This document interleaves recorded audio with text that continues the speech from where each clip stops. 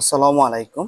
Easy learning জোনের পক্ষ থেকে সবাইকে স্বাগতম। আজকে আমি ম্যাথমেটিক্স 1 অধ্যায় হচ্ছে 5 বিন্যাস। আজকে আমরা আলোচনা করব মেগা ক্লাস 2। এই ক্লাসে আমরা কি করব বলতো? এই ক্লাসে আমরা টাইপ 4 এর ম্যাথ করব, টাইপ 4 এর ম্যাথ করব, আর হচ্ছে টাইপ 5 এর ম্যাথ করব, টাইপ 5 এর ম্যাথ করব। ঠিক আছে? এই দুটি টাইপের ম্যাথ আজকে আমরা করব। ঠিক আছে? এর আগের ক্লাসে কি করছি বলতো? এর আগের ক্লাসে অর্থাৎ মেগা ক্লাস 1 এ আমরা কি করছিলাম বলতো? এর আগের ক্লাসে অর্থাৎ মেগা ক্লাস 1 এ আমরা কি করছিলাম বলতো? আমরা টাইপ 1 করছি, টাইপ 2 করছি, টাইপ 3 করছি, এই তিনটি টাইপের ম্যাথ করছিলাম। ওকে, আজকের ক্লাসে আমরা টাইপ 4 আর টাইপ 5 করব। ঠিক আছে, এই হচ্ছে কথা। এবং এই প্রত্যেকটা ক্লাসের যে সমাধান শীট মানে কি অঙ্কের যে সমাধান আমার নিজের হাতে সমাধান করে যে আমি পিডিএফ আকারে দিছি, কোন কোন জায়গায় দিছি বলতো?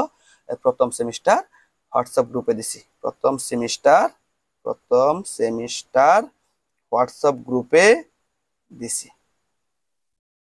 হোয়াটসঅ্যাপ গ্রুপে দিছি। হোয়াটসঅ্যাপ গ্রুপে তুমি এই ক্লাসের সকল সমাধান শীটটা তুমি পেয়ে যাবে, হোয়াটসঅ্যাপ গ্রুপে পাওয়া যাবে। হ্যাঁ, তোমরা সবাই হোয়াটসঅ্যাপ গ্রুপে জয়েন করবে। এই হোয়াটসঅ্যাপ গ্রুপের লিঙ্কটা এই ভিডিওর ফার্স্ট কমেন্টে দেওয়া থাকবে। ঠিক আছে? এই হোয়াটসঅ্যাপ গ্রুপে ঢুকলে তোমাদের আরো লাভ আছে, সাজেশন পিডিএফ পাবা, গাইডলাইন পাবা, আর অনেক কিছু পাবা। এই হচ্ছে কথা। তো সবাই হোয়াটসঅ্যাপ গ্রুপে জয়েন করবো। ওকে, তাহলে আসো শুরু করি। এই আজকে মেগা ক্লাস 2 তে আমরা টাইপ 5 এবং টাইপ 4 এবং টাইপ 5 এর ম্যাথ করব। ওকে, তাহলে আসো। এই যে ম্যাথ দেখো, একটু লক্ষ্য করো তোমরা। যদি আমি এই পেজগুলোকে একটু সরিয়ে নিই, একটা পেজ রাখি, মনে করো এই পেজটাকে শুধু রাখলাম। একটু লক্ষ্য করো, এই যে টাইপ 4 এর ম্যাথ করবো। এই দেখো টাইপ 4 এর ম্যাথ সমস্যা 1। এই দেখো টাইপ 4 সমস্যা 1। ওকে, আচ্ছা, কি বলছে? খুব সহজ এবং ভেরি ভেরি ইম্পর্টেন্ট ম্যাথ। ঠিক আছে, খুব সহজ এবং ভেরি ভেরি ইম্পর্টেন্ট ম্যাথ। ওকে, একটু লক্ষ্য করো কি বলছে। এর আগের ক্লাসটা অবশ্যই তোমাদের দেখতে হবে, নাহলে এই ক্লাসগুলো বুঝবা না। এই হচ্ছে কথা। ওকে, কি বলছে দেখো, বলছে ম্যাথমেটিক্স শব্দটির বর্ণগুলোকে কত প্রকারে সাজানো যায়, এটুকু হচ্ছে একটা প্রশ্ন। বলছে এদের কতগুলোতে স্বরবর্ণগুলো একত্রে থাকবে, এটা হচ্ছে আরেকটা প্রশ্ন। বলছে কতগুলোতে দুটি এম শেষে থাকবে, এটা হচ্ছে আরেকটা প্রশ্ন। ঠিক আছে, তাহলে এই শব্দটা নিয়ে কিন্তু তিনটা প্রশ্ন করা হয়েছে। এই শব্দটাকে নিয়ে, এই ম্যাথমেটিক্স শব্দটাকে নিয়ে কিন্তু তিনটি প্রশ্ন করা হয়েছে, বুঝছো? একটা প্রশ্ন হচ্ছে এই যে ম্যাথমেটিক্স শব্দের যে বর্ণগুলো আছে, এই লেটার গুলো আছে, এদেরকে কত প্রকারে সাজানো যাবে, এটা হচ্ছে একটা প্রশ্ন। আবার এই ম্যাথমেটিক্স শব্দটির বর্ণগুলোর ভিতরে তুমি দেখো স্বরবর্ণ আছে, ব্যঞ্জন বর্ণ আছে, অর্থাৎ ভাওয়েলও আছে, কনসোনেন্টও আছে। ঠিক না? আছে না? এই যে স্বরবর্ণ গুলাকে মনে করো, স্বরবর্ণ গুলা একত্রে থাকবে এমন বিন্যাস সংখ্যাটা কত হবে? এই দেখো, এদের কতগুলোতে স্বরবর্ণ গুলো একত্রে থাকবে, মানে স্বরবর্ণ গুলো একত্রে থাকবে এমন বিন্যাস সংখ্যা বাইর করতে হবে। আর কতগুলোতে দুটি এম শেষে থাকবে, মানে দুটি এম, এই দেখো এম আছে দুইটা, এই দেখো একটা দুইটা, দুইটা এম আছে না? এই শব্দটার ভিতরে দুটি এম আছে না? এই দুটি এম মনে করো শেষে থাকবে। দুটি এম কে শেষ স্থানে রেখে এই বাকি বর্ণগুলোর দ্বারা কতগুলা বিন্যাস করা যাবে, এই জিনিসটা বাইর করতে হবে। এই হচ্ছে প্রশ্নটা। মোট কথা, এই প্রশ্নগুলো আমরা কিভাবে সমাধান করব, এই প্রশ্নগুলো আমরা সমাধানটা করব কিভাবে, এই হচ্ছে কথা। ওকে, প্রথম আমরা সমাধান করব এইটুকু যে এই ম্যাথমেটিক্স শব্দটির বর্ণগুলোকে কত প্রকারে সাজানো যায়, এইটুকু আগে সমাধান করি। ঠিক আছে, তাহলে আগে আসো এটা সমাধান করি। তাহলে প্রথম কাজটা কি হবে দেখো, আমি যদি তোমাকে একটু শিডিউল করে দেই যে তোমার প্রথম কাজটা কি হবে বলো তো। প্রথম কাজ তোমার কি করা? প্রথম কাজটা হচ্ছে তোমার, একটা কথা মনে রাখবে, প্রথম কাজ হচ্ছে এই যে মোট যে বর্ণ সংখ্যা আছে, এই জায়গায় কয়টা বর্ণ আছে এটা গণবা। এই জায়গায় বর্ণ আছে একটা, দুইটা, তিনটা, চারটা, পাঁচটা, ছয়টা, সাতটা, আটটা, নয়টা, দশটা, 11টা। 11টা বর্ণ আছে না? তাহলে মোট বর্ণের বিন্যাস করবা। প্রথম কাজ হচ্ছে মোট বর্ণের বিন্যাস করবা। মোট বর্ণের বিন্যাস করা মানে কি, এই প্রশ্নের উত্তরটা পেয়ে যাবা। তাহলে মোট বর্ণের বিন্যাস করবা, এটা প্রথম কাজ। মোট বর্ণের বিন্যাস, প্রথম কাজটা হচ্ছে মোট বর্ণের বিন্যাস করা বা সাজানো। প্রথম কাজটা হচ্ছে মোট বর্ণের বিন্যাস করা। তাহলে আসলে প্রথম কাজটা করি। তাহলে আসো সমাধান কথাটা আমি এই জায়গায় লিখতেছি, দেখো সমাধান কথাটা আমি এই জায়গায় লিখলাম। ওকে, আমি মোট বর্ণের বিন্যাস করব। তাহলে আমি এইভাবে লিখতে পারি না ভাই, যে MATHE math, M A mathematics, TITICS mathematics শব্দটিতে আমি এইভাবে লিখি যে ম্যাথমেটিক্স শব্দটিতে মোট বর্ণ কতগুলো আছে বলতো? মোট বর্ণ আছে 11টি, মাত্রই গণলাম, মোট বর্ণ আছে 11টি। ওকে, দুই নাম্বার কাজ কি? দুই নাম্বার কাজটা কি? দ্বিতীয় কাজটা কেমন হবে? এই কাজগুলা, এই কথাগুলো কিন্তু তোমাদের বোঝার সাথে লিখতেছি। দুই নাম্বার কাজটা হচ্ছে রিপিটেড বর্ণ থাকলে লিখতে হবে। কি রিপিটেড বর্ণ থাকলে লিখতে হবে। রিপিটেড বর্ণ মানে কি বুঝি তো আমরা সবাই, হ্যাঁ, একটা একই জাতীয় বর্ণ একাধিকবার আছে, 2 বার 3 বার এরকম আছে, তাহলে রিপিটেড বর্ণ লিখতে হবে। রিপিটেড বর্ণ থাকলে লিখতে হবে, তুমি লিখবা রিপিটেড বর্ণ থাকলে কি করতে হবে, লিখতে হবে। এটা হচ্ছে 2 নাম্বার কাজ, লিখতে হবে। এটা হচ্ছে 2 নাম্বার কাজ। তাহলে রিপিটেড বর্ণ থাকলে তোমার লিখতে হবে, এটা হচ্ছে তোমার 2 নাম্বার কাজ। তাহলে দেখো রিপিটেড বর্ণ কিন্তু আছে, একটু লক্ষ্য করো। এম আছে 2 বার, এই দেখো এম আছে 2টি, এ আছে দেখো 2টি, এ আছে 2টি, দেখো একটু লক্ষ্য করো। আর এই দেখো টি আছে, এই দেখো টি আছে 2টি। তাহলে কি রিপিটেড বর্ণ আছে। তাহলে তুমি লিখবা যার মধ্যে, যার মধ্যে মানে কি এই শব্দটার মধ্যে আর কি। তাহলে যার মধ্যে, এই কথাটা লিখবা যার মধ্যে এম আছে কয়টা, 2টা।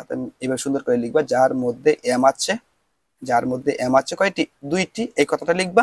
যার মধ্যে মানে কি এই শব্দটার মধ্যে টি আছে কয়টি, 2টি। আর কি কি আছে বলতো, এ আছে 2টি, যার মধ্যে এ আছে কয়টি, 2টি, এ আছে 2টি। ঠিক আছে, এই রিপিটেড বর্ণ থাকলে লিখতে হবে। দেখো রিপিটেড বর্ণ আছে, এই জন্য রিপিটেড বর্ণ লিখলাম, যদি না থাকতো তাহলে লিখতাম না, সহজ হিসাব। এই হচ্ছে কথা। ওকে, আচ্ছা 3 নাম্বার কাজ কি, 3 নাম্বার কাজ হচ্ছে প্রথম কাজে, তো প্রথম কাজটা হচ্ছে তোমার মোট বর্ণের বিন্যাস করতে হবে। তাহলে মোট বর্ণের বিন্যাস করতে হবে মানে কি এটা, মোট বর্ণের বিন্যাস করতে হবে মানে কি এই কাজটা করতে হবে। মোট বর্ণের বিন্যাস করতে হবে মানে কি এই কাজটা করতে হবে, এই 11টি বর্ণের বিন্যাস করতে হবে। এটা হচ্ছে প্রথম কাজ ছিল কিন্তু। ওকে, জাস্ট আমরা মোট বর্ণ লিখছি, রিপিটেড বর্ণ লিখতে হবে, লিখলাম। এখন তোমার কাজ হচ্ছে এই মোট বর্ণের, প্রথম কাজটা হচ্ছে মোট বর্ণের বিন্যাস করা, মানে কি 11টা বর্ণের বিন্যাসটা করো। তাহলে তুমি কি লিখবা, সুতরাং এই 11টি বর্ণের, এই 11টি বর্ণের বিন্যাস বা সাজানো সংখ্যা, এই 11টি বর্ণের, এবার সুন্দর করে লিখবা যে 11টি বর্ণের সাজানো সংখ্যা বা বিন্যাস সংখ্যা, যাই বলো সাজানো সংখ্যা বা সাজানো সংখ্যা বা বিন্যাস সংখ্যা, তুমি যাই লেখো সাজানো সংখ্যা। তাহলে 11টি বর্ণের বিন্যাস সংখ্যা তুমি কিভাবে বাইর করবা, 11টি বর্ণকে ফ্যাক্টরিয়াল আকারে লিখো, এই 11টি বর্ণকে, মোট বর্ণকে ফ্যাক্টরিয়াল আকারে লিখো। এখন লিখলা, যেহেতু রিপিটেড বর্ণ আছে, এই 11টা বর্ণের ভিতরে যেহেতু রিপিটেড বর্ণ আছে, তাহলে রিপিটেড বর্ণ দ্বারা এই মোট বর্ণকে ভাগ করতে হবে। যদি রিপিটেড বর্ণ না থাকতো তাহলে কিন্তু ভাগ করার দরকার ছিল না, এটাকে বাংলে যা হবে সেটা আনসার হইতো। কিন্তু যেহেতু রিপিটেড বর্ণ আছে, তাহলে এই মোট বর্ণকে এই রিপিটেড বর্ণ দ্বারা ভাগ করতে হবে। তাহলে ডিভাইডেড দিলাম, তাহলে এই যে এম আছে 2টি, তার মানে কি 2 ফ্যাক্টোরিয়াল দিবা, ইনটু এ টি আছে 2টি, এই যে 2 ফ্যাক্টোরিয়াল দিবা, আর এ আছে 2টি, এই দেখো 2 ফ্যাক্টোরিয়াল দিলাম। ওকে, এই হচ্ছে ঘটনাটা। এখন আসো আমরা ক্যালকুলেটরের সাহায্যে অঙ্কটা সমাধান করে ফেলবো। ঠিক আছে, ক্যালকুলেটরের সাহায্যে সমাধান করবা, কিভাবে করবা একটু লক্ষ্য করো। প্রথমে 11 ফ্যাক্টোরিয়াল আছে, তাহলে 11 সংখ্যাটা উঠাইলা, তারপর শিফটে চাপ দাও, দিলা, তারপর এই এক্স ইনভার্স এই বাটনে চাপ দাও, দিলা, এই যে 11 ফ্যাক্টোরিয়াল কিন্তু আসছে। 11 ফ্যাক্টোরিয়ালকে ভাগ করবা 2 ফ্যাক্টোরিয়াল 2 ফ্যাক্টোরিয়াল 2 ফ্যাক্টোরিয়াল, এদেরকে দ্বারা ভাগ করবা, না এটাকে এদেরকে দ্বারা ভাগ করবা, ঠিক না? তাহলে আসো আস্তে আস্তে করি। তাহলে 11 ফ্যাক্টোরিয়াল উঠাইলাম, এখন এই 2 ফ্যাক্টোরিয়াল দ্বারা ভাগ করবো। দেখো ভাগ দিলাম কত দ্বারা, 2 ফ্যাক্টোরিয়াল, এই দেখো 2 দিলাম, শিফট দিলাম, এই এক্স ইনভার্স, এই দেখো 2 ফ্যাক্টোরিয়াল দ্বারা এই ইকুয়াল চাপো, আগে এই 2 ফ্যাক্টোরিয়াল দ্বারা এটাকে ভাগ করলাম, আগে ভাগ করলাম। এখন যে জিনিসটা পাইছো না, এই যে জিনিসটা আইছে না, এটাকে এখন এই 2 ফ্যাক্টোরিয়াল দ্বারা ভাগ করো। তাহলে ভাগ হচ্ছে 2 শিফট এক্স ইনভার্স, এই দেখো 2 ফ্যাক্টোরিয়াল। ওকে, এখন এখন যে জিনিসটা পাইছো না, এখন এই 2 ফ্যাক্টোরিয়াল দ্বারা ভাগ করো। তাহলে ভাগ হচ্ছে 2 শিফট, এই দেখো এক্স ইনভার্স, এই দেখো 2 ফ্যাক্টোরিয়াল আছে। এখন অ্যাকচুয়াল আনসারটা হবে এরকম, এখন এদেরকে ক্যালকুলেশন করলে অ্যাকচুয়াল আনসারটা হবে এরকম 49,89600, এতটি। তাহলে এই মোট 11টি বর্ণের বিন্যাস সংখ্যা কত বলো তো, এতটি। এটাই কিন্তু তোমার একটা আনসার হবে। কোন প্রশ্নের আনসার, এইটুকু প্রশ্নের আনসার, যে ম্যাট্রিক শব্দটির বর্ণগুলোকে কত প্রকারে সাজানো যায়, তুমি বলবা এত ভাবে সাজানো যায়, বা এতটি বা এত ভাবে সাজানো যায়। কথা বুঝছো, এই হচ্ছে কথা। ভাষা কোনো ফ্যাক্টর না, অঙ্ক হইলে হয়েছে, প্রচেষ্টা ঠিক থাকলে হয়েছে। ওকে, আচ্ছা 2 নাম্বার কাজ তো 1 নাম্বার কাজও করলাম, 2 নাম্বার কাজ করলাম। 2 নাম্বার কাজ কি রিপিটেড বর্ণ, এই দেখো 1 নাম্বার কাজ হচ্ছে মোট বর্ণের বিন্যাস করতে হবে। এই দেখো মোট বর্ণ 11টা ছিল, এই মোট বর্ণের বিন্যাসটা করে ফেলছি। 2 নাম্বার কাজ হচ্ছে রিপিটেড বর্ণ লিখতে হবে, রিপিটেড বর্ণ লিখছি। আর রিপিটেড বর্ণ থাকার কারণে কিন্তু মোট বর্ণকে রিপিটেড বর্ণ দ্বারা ভাগ করতে হবে, এই কাজটা কিন্তু আমরা করে ফেলছি। এখন আর একটা কাজ করি, আসো 3 নাম্বার একটা কাজ করব। তৃতীয় কাজটা এখন কি করব, তৃতীয় কাজটা আমি এখন এই কাজটা করব। তৃতীয় কাজটা হবে এরকম, যে স্বরবর্ণ কয়টা আছে, এই দেখো এই জায়গায় একটু লক্ষ্য করো, যে এই জায়গায় স্বরবর্ণ কয়টা আছে, এগুলো আমার দেখতে হবে। স্বরবর্ণ কয়টা আছে, আই মিন বাওয়েল কয়টা আছে, এই ম্যাট্রিক শব্দটির ভিতরে বাওয়েল কয়টা আছে সেটা আমার দেখতে হবে, এবং বাওয়েল গুলোকে একটা বর্ণ বিবেচনা করতে হবে। তার 3 নাম্বার কাজটা হচ্ছে এরকম, যে স্বরবর্ণ গুলোকে একটি বর্ণ বিবেচনা করো। 3 নাম্বার কাজ হচ্ছে স্বরবর্ণ গুলোকে একটি বর্ণ বিবেচনা করে, স্বরবর্ণ গুলোকে 3 নাম্বার কাজটা হচ্ছে এরকম, যে স্বরবর্ণ গুলোকে একটি বর্ণ বিবেচনা করে, একটি বর্ণ বিবেচনা করো, একটি বর্ণ বিবেচনা করো। আমি শর্টকাটে লিখলাম, একটি বর্ণ বিবেচনা করো, বিবেচনা করে মোট বর্ণ সংখ্যা লিখো, মোট বর্ণ সংখ্যা লিখো। এটা 3 নাম্বার কাজ, মনে রাখবা। মোট বর্ণ সংখ্যা তুমি লিখো। তাহলে 3 নাম্বার কাজটা কি, যে এই ম্যাথমেটিক্স শব্দটির ভিতরে কতগুলা বাওয়েল আছে, এই বাওয়েল গুলাকে তুমি তো লিখবাই, বাওয়েল গুলাকে লিখবাই যে কতগুলা বাওয়েল আছে এটা লিখবাই, এবং বাওয়েল গুলাকে একটি বর্ণ, দেখো স্বরবর্ণ গুলোকে একটি বর্ণ বিবেচনা করে মোট বর্ণ সংখ্যা লিখো। তাহলে এই 3 নাম্বার কাজটার তাৎপর্যটা কেমন হবে একটু লক্ষ্য করো। তুমি এরকম লিখতে পারো না, তুমি যদি এরকম লিখো যে MATHE ম্যাথ, ওকে, MATHMATICS ম্যাথমেটিক্স, তুমি এরকম লিখো যে ম্যাথমেটিক্স শব্দটিতে মোট স্বরবর্ণ কয়টা আছে, মোট স্বরবর্ণ কয়টা আছে, মোট স্বরবর্ণ আছে তোমার কয়টা, দেখো একটু লক্ষ্য করো। স্বরবর্ণ কে কে, এ আছে কয়টা, দুইটা না, এ হচ্ছে দুইটা আছে স্বরবর্ণ। স্বরবর্ণ মানে কি vowel, A E I O U, এটা হচ্ছে বাওয়েল না। তাহলে দেখো এ আছে দুইটা না, লিখলাম। তাহলে ই, এই দেখো ই আছে একটা, এই দেখো ই আছে একটা, লিখলাম। তারপর আই, দেখো আই আছে একটা, এরা কিন্তু স্বরবর্ণ, আই মিন বাওয়েল, এরা কিন্তু আই আছে একটা, ওকে, লিখলাম। তাহলে স্বরবর্ণ কয়টা আছে, 4টে আছে না, এ আছে দুইটা, ই আছে একটা, আই আছে একটা। তো স্বরবর্ণ কয়টা আছে, মোট স্বরবর্ণ কয়টা আছে, 4টি আছে। মোট স্বরবর্ণ কয়টা আছে, 4টি আছে, ওকে। আচ্ছা, ভালো কথা। এখন 4টি তো লিখছোই, এখন 4টি স্বরবর্ণকে মানে কি 4টি স্বরবর্ণকে তোমার একটি বর্ণ বিবেচনা করতে হবে। ভালো করে লক্ষ্য করবা, এই 4টি বর্ণকে একটি বর্ণ বিবেচনা করতে হবে। তাহলে এই কাজটা এখন করো, এই কাজটা এখন করতে হবে। তাহলে লেখো, সুতরাং তুমি এইভাবে লিখবে, সুতরাং এই 4টি স্বরবর্ণকে একটি বর্ণ বিবেচনা করলে, কি স্বরবর্ণকে এভাবে লিখবা যে এই 4টি স্বরবর্ণকে একটি বর্ণ বিবেচনা করলে, একটি বর্ণ বিবেচনা করলে মোট বর্ণ কয়টা হয়, একটি বর্ণ বিবেচনা করলে মোট বর্ণ কয়টা হয়, মোট বর্ণ কয়টা হয় জানো, একটু তোমাকে দেখাচ্ছি। এই জায়গায় এই ম্যাথমেটিক্স শব্দটিতে মোট বর্ণ কয়টা ছিল ভাই, 11টা ছিল। 11টি ছিল না, 11টি ছিল। এই 11টির ভিতরে দেখো 11টি হচ্ছে মোট বর্ণ, রাইট, 11টি হচ্ছে মোট বর্ণ। এই 11টির ভিতরে দেখো একটু লক্ষ্য করো, যদি 11টির ভিতরে তুমি একটু লক্ষ্য করো, 11টির ভিতরে কিন্তু 4টি কি বলতো স্বরবর্ণ মানে কি বাওয়েল, 4টি কিন্তু তোমার স্বরবর্ণ। তাহলে ব্যঞ্জন বর্ণ আই মিন কনসোনেন্ট কয়টা আছে, 7টি আছে। কথা বুঝছো? তাহলে ম্যাথমেটিক্স শব্দটির ভিতরে 4টি আছে স্বরবর্ণ আই মিন বাওয়েল, আর 7টি আছে ব্যঞ্জন বর্ণ আই মিন কনসোনেন্ট, ঠিক না, 7টি ব্যঞ্জন বর্ণ আছে, ওকে। এখন কথা হচ্ছে, তাহলে 7টি ব্যঞ্জন বর্ণ আছে, 4টি বাওয়েল আছে, ওকে। এখন এই 4টি বাওয়েলকে তুমি কয়টি বর্ণ বিবেচনা করছো, একটি বর্ণ বিবেচনা করছো। এই 4টি বাওয়েলকে তুমি বা 4টি স্বরবর্ণকে তুমি কয়টি বর্ণ বিবেচনা করছো, একটি বর্ণ বিবেচনা করছো। এই দেখো এই 4টিকে তুমি একটি বর্ণ বিবেচনা করছো। এই জায়গায় আসলে 4টি না, আমি মনে করলাম 4টি মানে হচ্ছে একটা, এই 4টিকে মিলে আমি একটা বর্ণ বিবেচনা করতেছি। তাহলে একটি বর্ণ যদি বিবেচনা করো, তাহলে তোমার মোট বর্ণ কয়টা হবে, এই জায়গায় আছে 7টা, আর এই জায়গায় 4টাকে তুমি একটা বর্ণ বিবেচনা করছো, তাহলে মোট হবে 8টা, মানে 7টা আর একটা 8টা।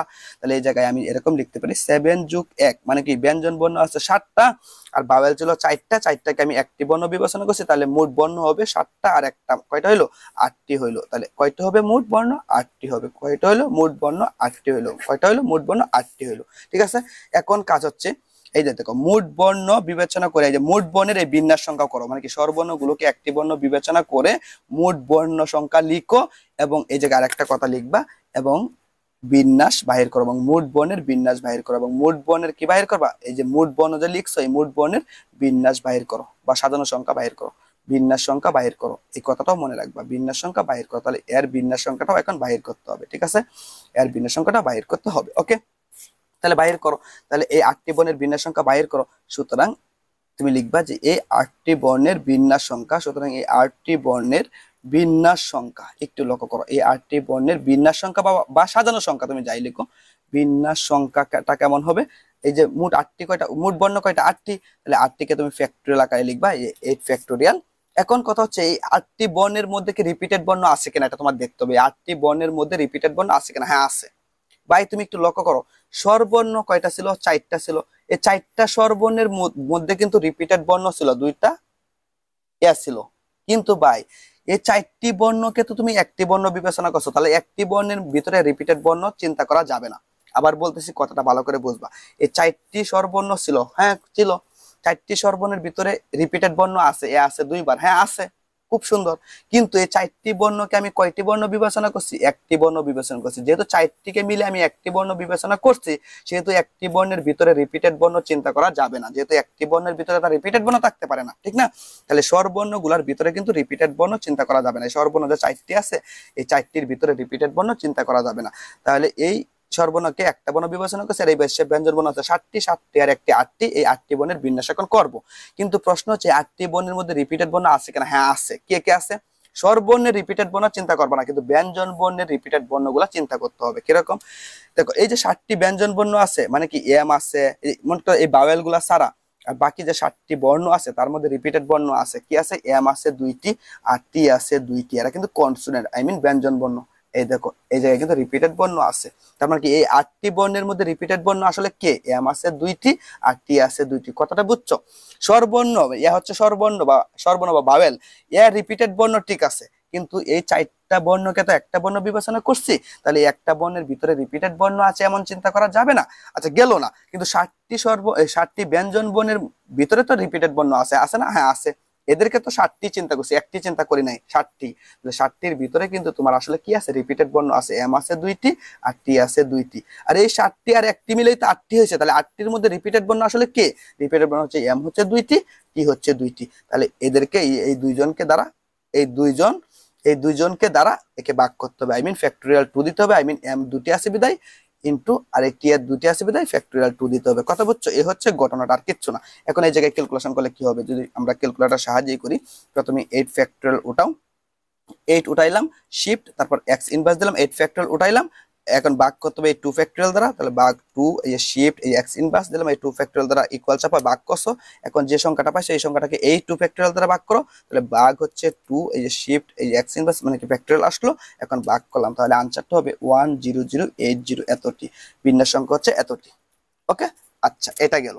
এখন আরেকটা কাজ আছে, চতুর্থ কাজটা কি? দেখো চতুর্থ কাজটা কেমন হবে? চতুর্থ কাজ মানে কি 4 নাম্বার কাজটা কেমন হবে? 4 নাম্বার কাজটা হবে এই যে স্বরবর্ণ 4টি যে আছে, একটু লক্ষ্য করো, এই যে স্বরবর্ণ যে 4টি আছে এদেরকে আমি একটা বর্ণ বিবেচনা করে মোট বর্ণ 8টি হয়েছিল, 8টি বর্ণের আমরা বিন্যাস সংখ্যা বাইর করছি। ওকে, এখন চতুর্থ কাজ হচ্ছে এই স্বরবর্ণ 4টি নিজেদের মধ্যে যে বিন্যাস সংখ্যাটা, এই স্বরবর্ণ 4টির নিজেদের মধ্যে বিন্যাস সংখ্যা বাইর করতে হবে। বুঝছো? এই স্বরবর্ণ 4টির বিন্যাস সংখ্যাটা আবার বাহির করতে হবে, এটা তোমার 4 নাম্বার কাজ। 4 নাম্বার কাজটা কি? স্বরবর্ণ 4টির বিন্যাস সংখ্যা বাহির করতে হবে। এটা শর্টকাটে মনে রাখবা যে 4 নাম্বার কাজটা হচ্ছে স্বরবর্ণ, এই যে স্বরবর্ণ 4টি আছে না, এই 4টির স্বরবর্ণ 4টি নিজেদের মধ্যে বিন্যাস সংখ্যা, মানে কি শুধু এই 4টা বর্ণকে নিয়ে আমরা চিন্তা করব, এই 4টা বর্ণের বিন্যাস সংখ্যা আমরা বাহির করব। চতুর্থ কাজ, তাহলে স্বরবর্ণ 4টির বিন্যাস সংখ্যা তুমি এভাবে লিখবা যে স্বরবর্ণ 4টির নিজেদের মধ্যে বিন্যাস সংখ্যা, নিজেদের মধ্যে বিন্যাস সংখ্যা মানে এদের মধ্যে ব্যঞ্জন বর্ণ আসবে না, শুধু 4টি স্বরবর্ণই তারা নিজেদের মধ্যে কিভাবে বিন্যাস করতে পারে বা সাজতে পারে এটা বাইর করবো। স্বরবর্ণ 4টির নিজেদের মধ্যে বিন্যাস সংখ্যা, দেখো নিজেদের মধ্যে বলছে, এদিকে ব্যঞ্জন বর্ণ কিন্তু আসবে না। তো স্বরবর্ণ 4টির নিজেদের মধ্যে বিন্যাস সংখ্যাটা আমরা বাইর করবো, বিন্যাস সংখ্যাটা বাইর করবো। বিন্যাস সংখ্যা বা সাজানো সংখ্যাটা কেমন হবে বলতো? হবে ফ্যাক্টোরিয়াল 4। স্বরবর্ণ আছে মোট স্বরবর্ণ কয়টা? 4টা, তাহলে ফ্যাক্টোরিয়াল 4 হবে। এখন প্রশ্ন হচ্ছে যখন স্বরবর্ণ 4টি নিজেদের মধ্যে বিন্যাস সংখ্যা বাহির করবা, তখন কিন্তু এই স্বরবর্ণ 4টির মধ্যে রিপিটেড বর্ণ আছে কিনা সেটা কিন্তু কাউন্ট করতে হবে। এখন কিন্তু স্বরবর্ণ একটি চিন্তা করতেছেন না, আগে স্বরবর্ণ 4 থেকে একটি বর্ণ বিবেচনা করছিলাম, এই জন্য আমরা এই স্বরবর্ণের রিপিটেড বর্ণ সংখ্যাকে আমরা কাউন্ট করি নাই। স্বরবর্ণ 4 থেকে একটি বর্ণ বিবেচনা করার কারণে রিপিটেড বর্ণকে আমরা কাউন্ট করি নাই। কিন্তু এখন স্বরবর্ণ 4টি নিজেদের মধ্যে বিন্যাস সংখ্যা যখন তুমি বাহির করবা, তখন এই 4টি স্বরবর্ণের ভিতরে যে রিপিটেড বর্ণ আছে এটাকে কাউন্ট করতে হবে। এখন কাউন্ট করতে হবে, এই মুহূর্তে কাউন্ট করতে হবে। তাহলে কাউন্ট করো, এই জায়গায় কিন্তু রিপিটেড বর্ণ আছে, এ আছে 2টি, দেখো এ আছে 2টি, তাহলে এই 2 দ্বারা ফ্যাক্টোরিয়াল 2 দ্বারা ভাগ করতে হবে, কারণ এ আছে 2টি। তাহলে এই জায়গায় ক্যালকুলেশন করলে কি হবে? এই জায়গায় ক্যালকুলেশন করলে কি হবে একটু লক্ষ্য করো, 4 শিফট এক্স ইনভার্স, এই 4 ফ্যাক্টোরিয়াল এটাকে ভাগ করবা কত দ্বারা? 2 ফ্যাক্টোরিয়াল দ্বারা, তাহলে 2 শিফট এক্স ইনভার্স এতে ভাগ করলাম, তাহলে হবে 12। কত হবে? 12 এতটি। ওকে, এখন দেখো একটু লক্ষ্য করো, এখন একটু তোমাকে দেখাই। এই দেখো বলছে না এদের কতগুলোতে স্বরবর্ণগুলো একত্রে থাকবে, এই স্বরবর্ণগুলো একত্রে থাকবে। এই প্রশ্নের উত্তরটা যদি তুমি বাহির করতে চাও, ভালো করে লক্ষ্য করো, স্বরবর্ণগুলো একত্রে থাকবে এই কাজটা মানে এই জিনিসটা, এই উত্তরটা বাহির করতে গেলে তোমার কি করতে হবে? তোমার পঞ্চম কাজ করতে হবে। পঞ্চম কাজটা কেমন? পঞ্চম কাজটা হচ্ছে স্বরবর্ণগুলো একত্রে থাকবে কখন বলতো? স্বরবর্ণগুলো একত্রে থাকবে কি করলে? স্বরবর্ণগুলো একত্রে থাকবে যখন এই ক্যালকুলেশনটা করবা, একত্রে থাকবে স্বরবর্ণগুলো একত্রে থাকবে যখন এই হিসাবটা করবা, তখন কিভাবে করবা? এই 8টি বর্ণের বিন্যাস সংখ্যা, এই সংখ্যাটা, এই 8টি বর্ণের বিন্যাস সংখ্যা, অর্থাৎ স্বরবর্ণ 4 থেকে একটি বর্ণ বিবেচনা করছিল আর ব্যঞ্জন বর্ণ 7টি, এই দুজনকে মিলে হচ্ছে 8টি বর্ণ। এই 8টি বর্ণের যে বিন্যাস সংখ্যাটা আছে, এই সংখ্যাটা মানে মনে করো 8, এই সংখ্যাটা, এই দেখো এই সংখ্যাটা আই মিন এই সংখ্যাটার সাথে যদি তুমি এই সর্বর্ণ চারটি নিজেদের মধ্যে সাজতে পারে বা বিন্যাস করতে পারে এই সংখ্যাটা যদি গুণ করো, মানে এই সংখ্যাটা আর এই সংখ্যাটা যদি তুমি গুণ করো, তাহলে যে গুণফলটা পাবা ওই গুণফলটা দ্বারা তোমাকে বোঝাবে স্বরবর্ণগুলো একত্রে থাকতে পারবে এমন বিন্যাস সংখ্যা। এই দুইজনের গুণফলটাই হবে স্বরবর্ণগুলো একত্রে থাকবে এমন বিন্যাস সংখ্যা। যখন স্বরবর্ণগুলো একত্রে থাকবে বলবে, তখন তুমি এই সংখ্যাটা আর এই সংখ্যাটা গুণ করবা, তাহলে এই দুইজনের গুণফলটাই হয়ে যাবে স্বরবর্ণগুলো একত্রে থাকবে এমন বিন্যাস সংখ্যা। তাহলে আমি যদি বাহির করি যে স্বরবর্ণগুলো একত্রে থাকবে এমন বিন্যাস সংখ্যাটা কেমন হবে, তাহলে তুমি এইভাবে লিখবা যে স্বরবর্ণগুলো একত্রে থাকবে, স্বরবর্ণগুলো একত্রে থাকবে এমন বিন্যাস সংখ্যা, এমন বিন্যাস সংখ্যা বা সাজানো সংখ্যা, এমন বিন্যাস সংখ্যাটা তুমি কিভাবে বাইর করবা, এই সংখ্যাটা আর এই সংখ্যাটার গুণফল করবা, আই মিন 10080 ইন্টু হচ্ছে 12, তাহলে এই সংখ্যাটাই হচ্ছে স্বরবর্ণগুলো একত্রে থাকবে এমন বিন্যাস সংখ্যা। ঠিক আছে, তাহলে দেখো একটু লক্ষ্য করো, তাহলে আমি লিখতে পারি 10080 গুণ হচ্ছে 12, তাহলে বিন্যাস সংখ্যাটা হবে এরকম 120960 এতটি বা এত ভাবে। ঠিক আছে, এতটি বা এত ভাবে তুমি যাই লেখো, এটা হচ্ছে একটা আনসার। স্বরবর্ণগুলো একত্রে থাকবে এমন বিন্যাস সংখ্যাটা মানে হচ্ছে এই যে স্বরবর্ণগুলোকে একটি বর্ণ বিবেচনা করছো আর বাকি বর্ণগুলোকে যোগ করে যে মোট বর্ণ পাইবা, ওই বর্ণের বিন্যাস সংখ্যার সাথে যদি তুমি স্বরবর্ণগুলো নিজেদের মধ্যে সাজতে পারে এমন বিন্যাস সংখ্যাটা গুণ করো, আই মিন এই সংখ্যাটা আর এই সংখ্যাটা গুণ করো, তাহলে যে জিনিসটা পাবা ওই জিনিসটা হচ্ছে আসলে স্বরবর্ণগুলো একত্রে থাকবে এমন বিন্যাস সংখ্যা। কথা বুঝছো? তাহলে এই কাজটা হচ্ছে স্বরবর্ণগুলো একত্রে থাকবে এমন বিন্যাস সংখ্যার উত্তর, আই মিন এদের কতগুলোতে স্বরবর্ণগুলো একত্রে থাকবে এইটার উত্তর হচ্ছে আসলে, এটার উত্তর কোনটা বলো তো, এটার উত্তর হচ্ছে এইটা। ওকে, এখন বলছে কতগুলোতে দুটি এম শেষে থাকবে, দুটি এম শেষে থাকবে, এটা কিন্তু ফিক্সড করে দিছো, দুটি এম শেষে থাকবে। একটু ভালো করে বুঝবা, এই কথাটার একটু মর্মটা বুঝতে হবে। কতগুলোতে দুটি এম শেষে থাকবে, এই কথাটার মানে হচ্ছে তোমার বিন্যাস সংখ্যা যতগুলাই হোক না কেন প্রত্যেকটা বিন্যাস সংখ্যার শেষে দুটি এম থাকবে। মানে কি দুটি এম শেষে থাকবে, এই জায়গাটা মানে করো দুটি এম শেষে থাকবে, এই কথাটার মানে হচ্ছে এম গুলা নড়াচড়া করবে না। বিন্যাস করা মানে কি, দেখো এই বর্ণগুলা এই বর্ণগুলা নিয়ে তুমি বিন্যাস সংখ্যা বাহির করলা, এই যে বিন্যাস সংখ্যা বাহির করলা, এটা কিভাবে বিন্যাস হইলো, মনে করো এম একবার প্রথমে বসলো, এম হঠাৎ করে মাঝখানে ঢুকলো, মনে করো মাঝখানে আছে, হঠাৎ করে মনে করো প্রথমে ঢুকে গেল বা এই জায়গায় ঢুকে গেল, এই যে ইটা এই জায়গায় গেল গা, তখন কিন্তু দেখতে অন্যরকম হবে।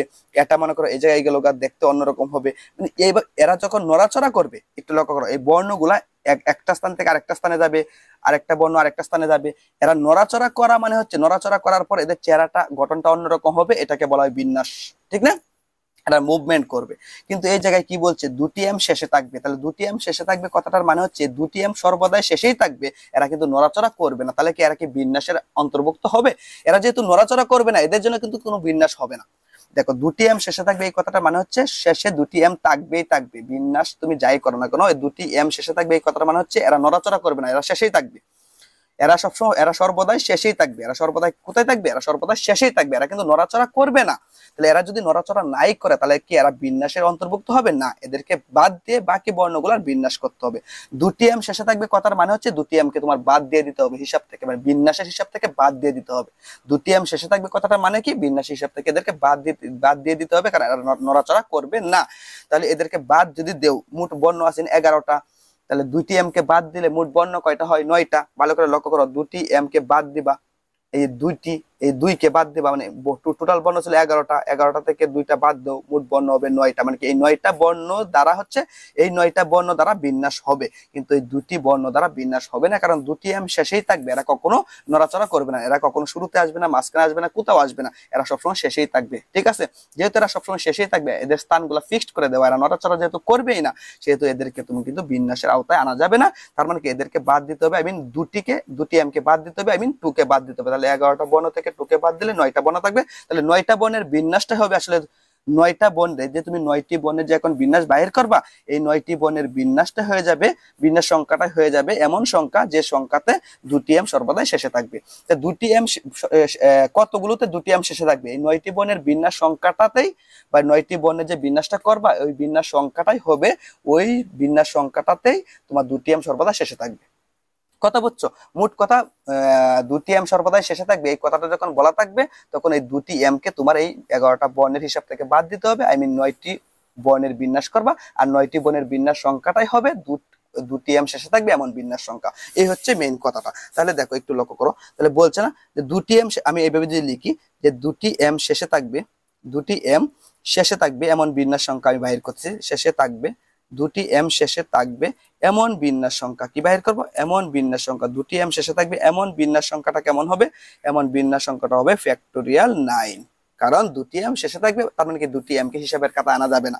এখন এই 9টি বর্ণের মধ্যে কি রিপিটেড বর্ণ আছে কিনা, হ্যাঁ আছে, 9টি বর্ণের মধ্যে রিপিটেড বর্ণ আছে, দুটি এম কিন্তু হিসাবের খাতা আসছে না, তাহলে এই যে দুটি এম আছে, এই যে রিপিটেড বর্ণটা, এই এম তো দুটি আছে তাই না, এই এম তো দুটি আছে, তাহলে এটা রিপিটেড বর্ণ না, হ্যাঁ রিপিটেড বর্ণ, কিন্তু এইগুলা কিন্তু এই জায়গায় আসবে না, হিসাবে আসবে না, কারণ দুটি এম শেষে আছে মানে কি এরা মুভমেন্ট করবে না, তার মানে কি এরা বিন্যাসের অন্তর্ভুক্ত হবে না, তাহলে দুটি এম কে কিন্তু তুমি রিপিটেড বর্ণ হিসেবে চিন্তা করো না। তাহলে এই বাকি 9টি বর্ণ মানে দুটি এম বাদ দিয়ে বাকি যে 9টি বর্ণ আছে এদের মধ্যে রিপিটেড বর্ণ আছে কিনা, হ্যাঁ আছে, কি আছে, টি আছে 2টি, বাকি 9টি বর্ণের ভিতরে টি আছে 2টি আর এ আছে 2টি, তাহলে এরা হচ্ছে রিপিটেড বর্ণ, এই 9টি বর্ণের জন্য এরা হচ্ছে রিপিটেড বর্ণ, তাহলে এদেরকে দ্বারা একে ভাগ করতে হবে, I mean factorial 2 into factorial 2 করতে হবে। এই জায়গায় যে তোমার বিন্যাস সংখ্যাটা হবে, এই সংখ্যাটাই হবে যে দুটি এম শেষে থাকবে এমন বিন্যাস সংখ্যা, কথা বুঝছো? এই হচ্ছে ঘটনাটা। তাহলে তুমি এইভাবে শর্টকাটে মনে রাখবে আর কি, যে 9 ফ্যাক্টোরিয়াল আনলাম, কিভাবে আনলাম বলো তো, আবার একটু লিখতেছি, দেখো 9 দিলাম, তারপর শিফট দিলাম, এক্স ইনভার্স দিলাম, এই দেখো ফ্যাক্টোরিয়াল আসলো, ভাগ করো 2 ফ্যাক্টোরিয়াল দ্বারা, তাহলে 2 শিফট এক্স ইনভার্স, এই দেখো ভাগ করতেছি ইকুয়াল, এখন আবার এই 2 ফ্যাক্টোরিয়াল দ্বারা ভাগ করো, তাহলে 2 শিফট এক্স ইনভার্স, এই দেখো ভাগ করলাম, তাহলে আনসারটা হবে 90720, এটা হয়ে যাবে এতটি, তাহলে এটা হয়ে যাবে আনসার, মানে কি এতগুলা সংখ্যাতে, এই এতগুলা বিন্যাস সংখ্যা বা এতগুলা তোমার বিন্যাস সংখ্যায় বা এতগুলা সংখ্যার ভিতরে সবসময় দেখবা দুটি এম শেষে আছে, এই দুটি এম শেষে থাকবে এমন বিন্যাস সংখ্যাটা কোনটা, এইটা, মানে কি এই বিন্যাস সংখ্যায় দেখবা এতগুলা বিন্যাস সংখ্যায় সর্বদাই দুটি এম শেষে থাকবে, এই হচ্ছে কথা, তাহলে এটা আনসার, কথা বুঝছো? তাহলে আরেকটা অঙ্ক করলে আরো বেশি ক্লিয়ার হবা, মোটামুটি তো হয়তো মোটামুটি বুঝছো, হ্যাঁ আরেকটা অঙ্ক করি তাহলে তুমি আরো বেশি ক্লিয়ার হয়ে যাবা, আরেকটা অঙ্ক করব তাহলে তুমি বেশি ক্লিয়ার হয়ে যাবে, এই টাইপের যতগুলা ম্যাথ করব সব একই ভাবে করব, আসো এই অঙ্কটা করি তাহলে তুমি আরো বেশি ক্লিয়ার হয়ে যাবা। এখন তোমার হয়তো একটু বুঝতে কষ্ট হয়েছে, কিন্তু এখন তুমি করো, এই অঙ্কটা সমাধান করো, তাহলে তুমি বুঝতে পারবা সবগুলা ম্যাথ একইভাবে সমাধান করা হবে, নো প্রবলেম। তাহলে আসো তাহলে এই অঙ্কটা করি। ওকে, কি বলছে, স্বরবর্ণগুলোকে পাশাপাশি না রেখে, আগে কিন্তু বলছে স্বরবর্ণগুলোকে একত্রে রেখে, একটু লক্ষ্য করো, তোমাকে আরেকটা জিনিস ক্লিয়ার করে দিই, স্বরবর্ণগুলোকে একত্রে রেখে, একত্রে রেখে মানে কি পাশাপাশি রেখে, একত্রে রেখে কথা মানে কি পাশাপাশি রেখে, এই জায়গায় একত্রে থাকবে এমন না বলে স্বরবর্ণগুলো পাশাপাশি থাকবে এমনও বলতে পারে, একত্রে থাকবে মানে কি পাশাপাশি থাকবে, আই মিন স্বরবর্ণগুলো একত্রে থাকবে এমন বিন্যাস সংখ্যার কথা বলতেছে। আর এই জায়গায় তুমি একটু লক্ষ্য করো, এই জায়গায় বলছে স্বরবর্ণগুলো পাশাপাশি না রেখে, মানে কি স্বরবর্ণগুলো পাশাপাশি থাকবে না এমন বিন্যাস সংখ্যা বাহির করতে হবে। দেখো কি বলছে, স্বরবর্ণগুলো পাশাপাশি না রেখে ইলেকট্রিক্যাল শব্দের অক্ষরগুলোকে কত হবে বা অক্ষরগুলো দ্বারা কতগুলো ভিন্ন শব্দ গঠন করা যাবে, মানে বিন্যাস সংখ্যা বাহির করতে হবে, মানে কি স্বরবর্ণগুলো পাশাপাশি থাকবে না এমন বিন্যাস সংখ্যাটা বাহির করে দেখাও, এই হচ্ছে মেইন প্রশ্ন। ঠিক আছে, এই হচ্ছে ঘটনাটা। তাহলে কিভাবে সমাধান করবা, সমাধান হচ্ছে দেখো, এই দেখো সমাধান, এখন আমি প্রথম কাজ দ্বিতীয় কাজ লিখবো না, আগে যে কথাগুলো লিখছি এই কথাগুলো আমি অ্যাপ্লাই করব সেম টু সেম। প্রথম কাজ হচ্ছে এই শব্দটার ভিতরে মোট কয়টা বর্ণ আছে সেটা বাহির করা বা লেখা। তাহলে আমরা লিখবো, দেখো ইএলইসি, ইলেক্ট, TRI ইলেকট্রি, CAL ইলেকট্রিক্যাল শব্দটিতে তুমি লিখো, ইলেকট্রিক্যাল শব্দটিতে মোট বর্ণ কয়টা সেটা লিখবা। মোট বর্ণ আছে কয়টা বলো তো, মোট বর্ণ কয়টা আছে দেখো তো, 1 2 3 4 5 6 7 8 9 10, মোট বর্ণ আছে 10টি। খুব সুন্দর, মোট বর্ণ আছে 10টি। এখন 2 নাম্বার কাজটা কি, 2 নাম্বার কাজ হচ্ছে রিপিটেড বর্ণ থাকলে লিখতে হবে। দেখো রিপিটেড বর্ণ আছে, দেখো একটু লক্ষ্য, যার মধ্যে কথাটা মানে হচ্ছে ইলেকট্রিক্যাল শব্দের মধ্যে, যার মধ্যে দেখো ই আছে 2টা, ই আছে 2টি, ওকে। আর দেখো এল আছে 2টা, এই যে 1টা 2টা, এল আছে 2টি, এল আছে 2টি, ওকে। আর কি আছে বলতো, ই আছে 2টি, এল আছে 2টি, আর কি আছে বলতো, আর আছে হচ্ছে তোমার সি আছে 2টি, দেখো সি, এই দেখো সি, এই দেখো সি আছে 2টি, তাহলে সি আছে 2টি। এই হচ্ছে ঘটনাটা। আর কি আরো কি আছে না, আর কিন্তু নাই, আই আছে একটা, টি আছে একটা, আর আছে একটা, ঠিক না, আর কিচ্ছু নাই, ওকে। এই জিনিসগুলো আছে, ওকে, খুব সুন্দর। এখন কি কাজ, এখন কাজ হচ্ছে এই 10টি বর্ণের, এই মোট বর্ণের বিন্যাস সংখ্যা বাহির করা। তুমি লিখবা, সুতরাং এই 10টি বর্ণের বিন্যাস সংখ্যা, এবার কি এই 10টি বর্ণের বিন্যাস সংখ্যা, সুতরাং এই 10টি বর্ণের বিন্যাস সংখ্যাটা তুমি বাহির করবা। কি বাহির করবা, এই 10টি বর্ণের বিন্যাস সংখ্যাটা তুমি বাহির করবা, এই 10টি বর্ণের বিন্যাস সংখ্যা বাহির করো। তাহলে ফ্যাক্টরিয়াল অবশ্যই 10 দিলা। এখন প্রশ্ন হচ্ছে এই 10টি বর্ণের মধ্যে রিপিটেড বর্ণ আছে কিনা, হ্যাঁ আছে, এই দেখো রিপিটেড বর্ণ আছে, তাহলে রিপিটেড বর্ণ দ্বারা একে ভাগ করো, মানে কি ই আছে 2টা, এই দেখো 2 ফ্যাক্টরিয়াল, এই এল আছে 2টা, এই দেখো 2 ফ্যাক্টোরিয়াল, এই দেখো সি আছে 2টা, এই দেখো 2 ফ্যাক্টোরিয়াল, কথা বুঝছো? তাহলে ভাগ করো।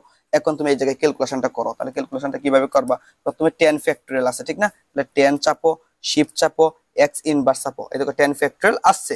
এখন ভাগ করবা এই 2 ফ্যাক্টরিয়াল দ্বারা, তাহলে ভাগ হচ্ছে 2 শিফট এক্স ইনভার্স মানে কি 2 ফ্যাক্টরিয়াল দ্বারা ভাগ করতেছি, করলাম, এটা পাইলাম। এখন এই 2 ফ্যাক্টরিয়াল দ্বারা ভাগ করো, তাহলে ভাগ 2 শিফট এক্স ইনভার্স, ভাগ করলাম, এটা পাইলাম। এখন এই 2 ফ্যাক্টরিয়াল দ্বারা ভাগ করো, তাহলে ভাগ 2 শিফট এক্স ইনভার্স, এই দেখো ভাগ করলাম, তাহলে আসলে পাচ্ছি 45360 এতটি বিন্যাস সংখ্যা এতটি। ওকে, এই হচ্ছে ঘটনাটা। ওকে, আচ্ছা, এটা কিন্তু উত্তর না, এটা কিন্তু চাইছে না, চাইছে সর্বর্ণ, তোমার কাছে চাইছে কি সর্বর্ণগুলো পাশাপাশি না রেখে ইলেকট্রিক্যাল শব্দের অক্ষরগুলোকে কতগুলো অক্ষরগুলো দ্বারা কতগুলো ভিন্ন শব্দ গঠন করা যাবে, এটা হচ্ছে তোমার মেইন প্রশ্ন। ওকে, আচ্ছা, তাহলে এটা তুমি পাইলা। ওকে, তাহলে 10টি বর্ণের বিন্যাস সংখ্যা তুমি বাহির করলা। ওকে, এখন তোমার কাজ কি?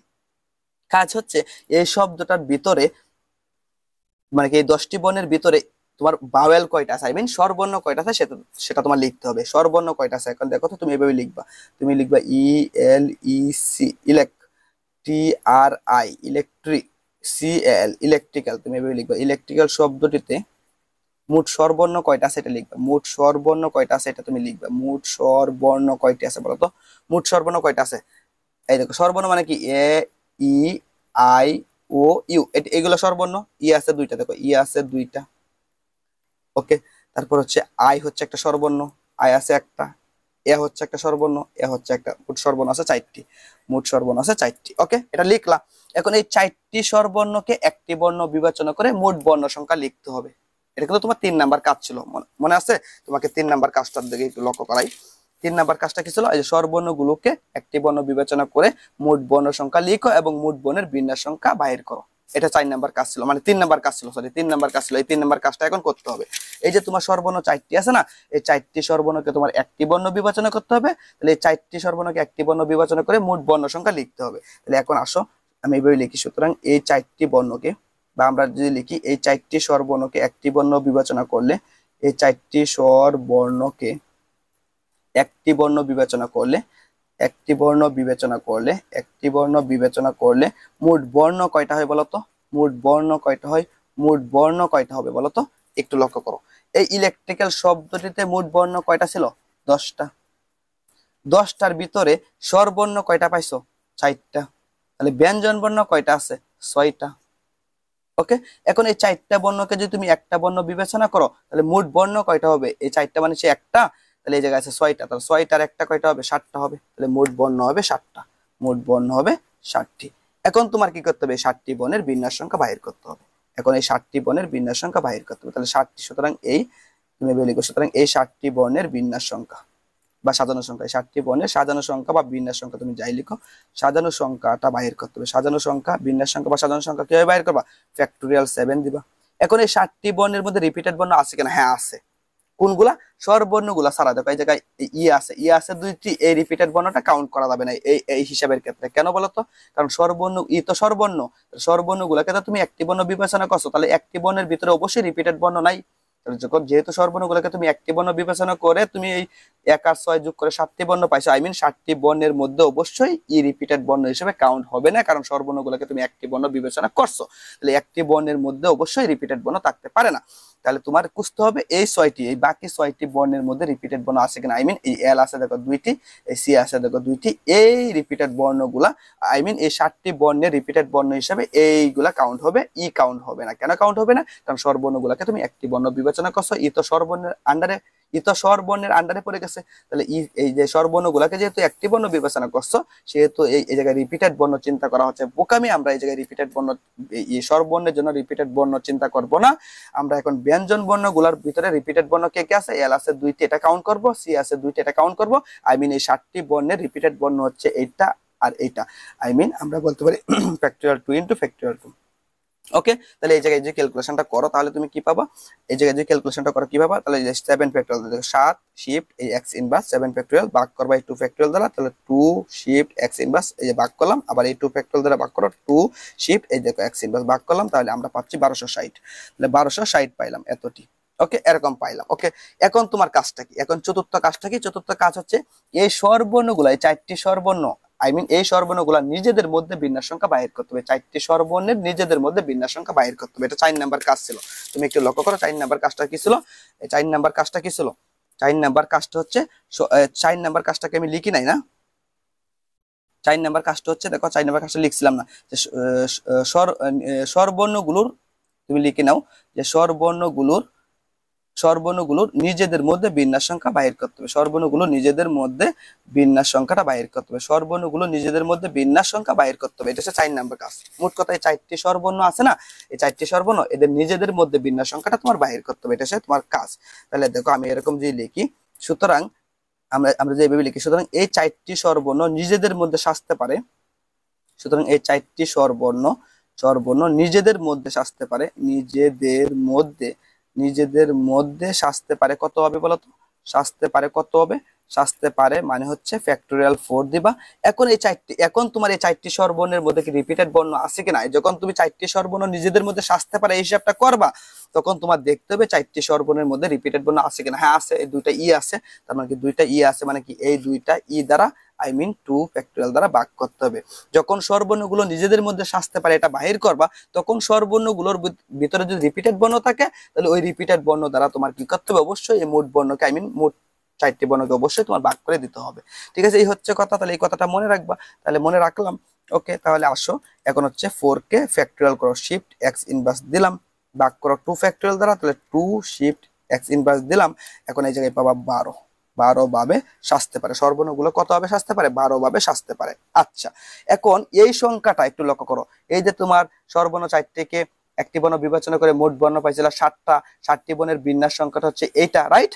এখন এই যে আর হচ্ছে তোমার স্বরবর্ণ 4টি নিজেদের মধ্যে সাজতে পারে, এই বিন্যাস সংখ্যাটা হচ্ছে এইটা। এই সংখ্যাটা আর এই সংখ্যাটা গুণ করলে, এই সংখ্যাটা আর এই সংখ্যাটা গুণ করলে কি পাওয়া যাবে বলো তো? স্বরবর্ণগুলো একত্রে থাকবে এমন বিন্যাস সংখ্যা পাওয়া যাবে। বলছিলাম না তোমাকে এই কথাটা, কিন্তু একটু আগে বলছিলাম যে এই সংখ্যাটা আর এই সংখ্যাটা গুণ করলে কি পাওয়া যাবে?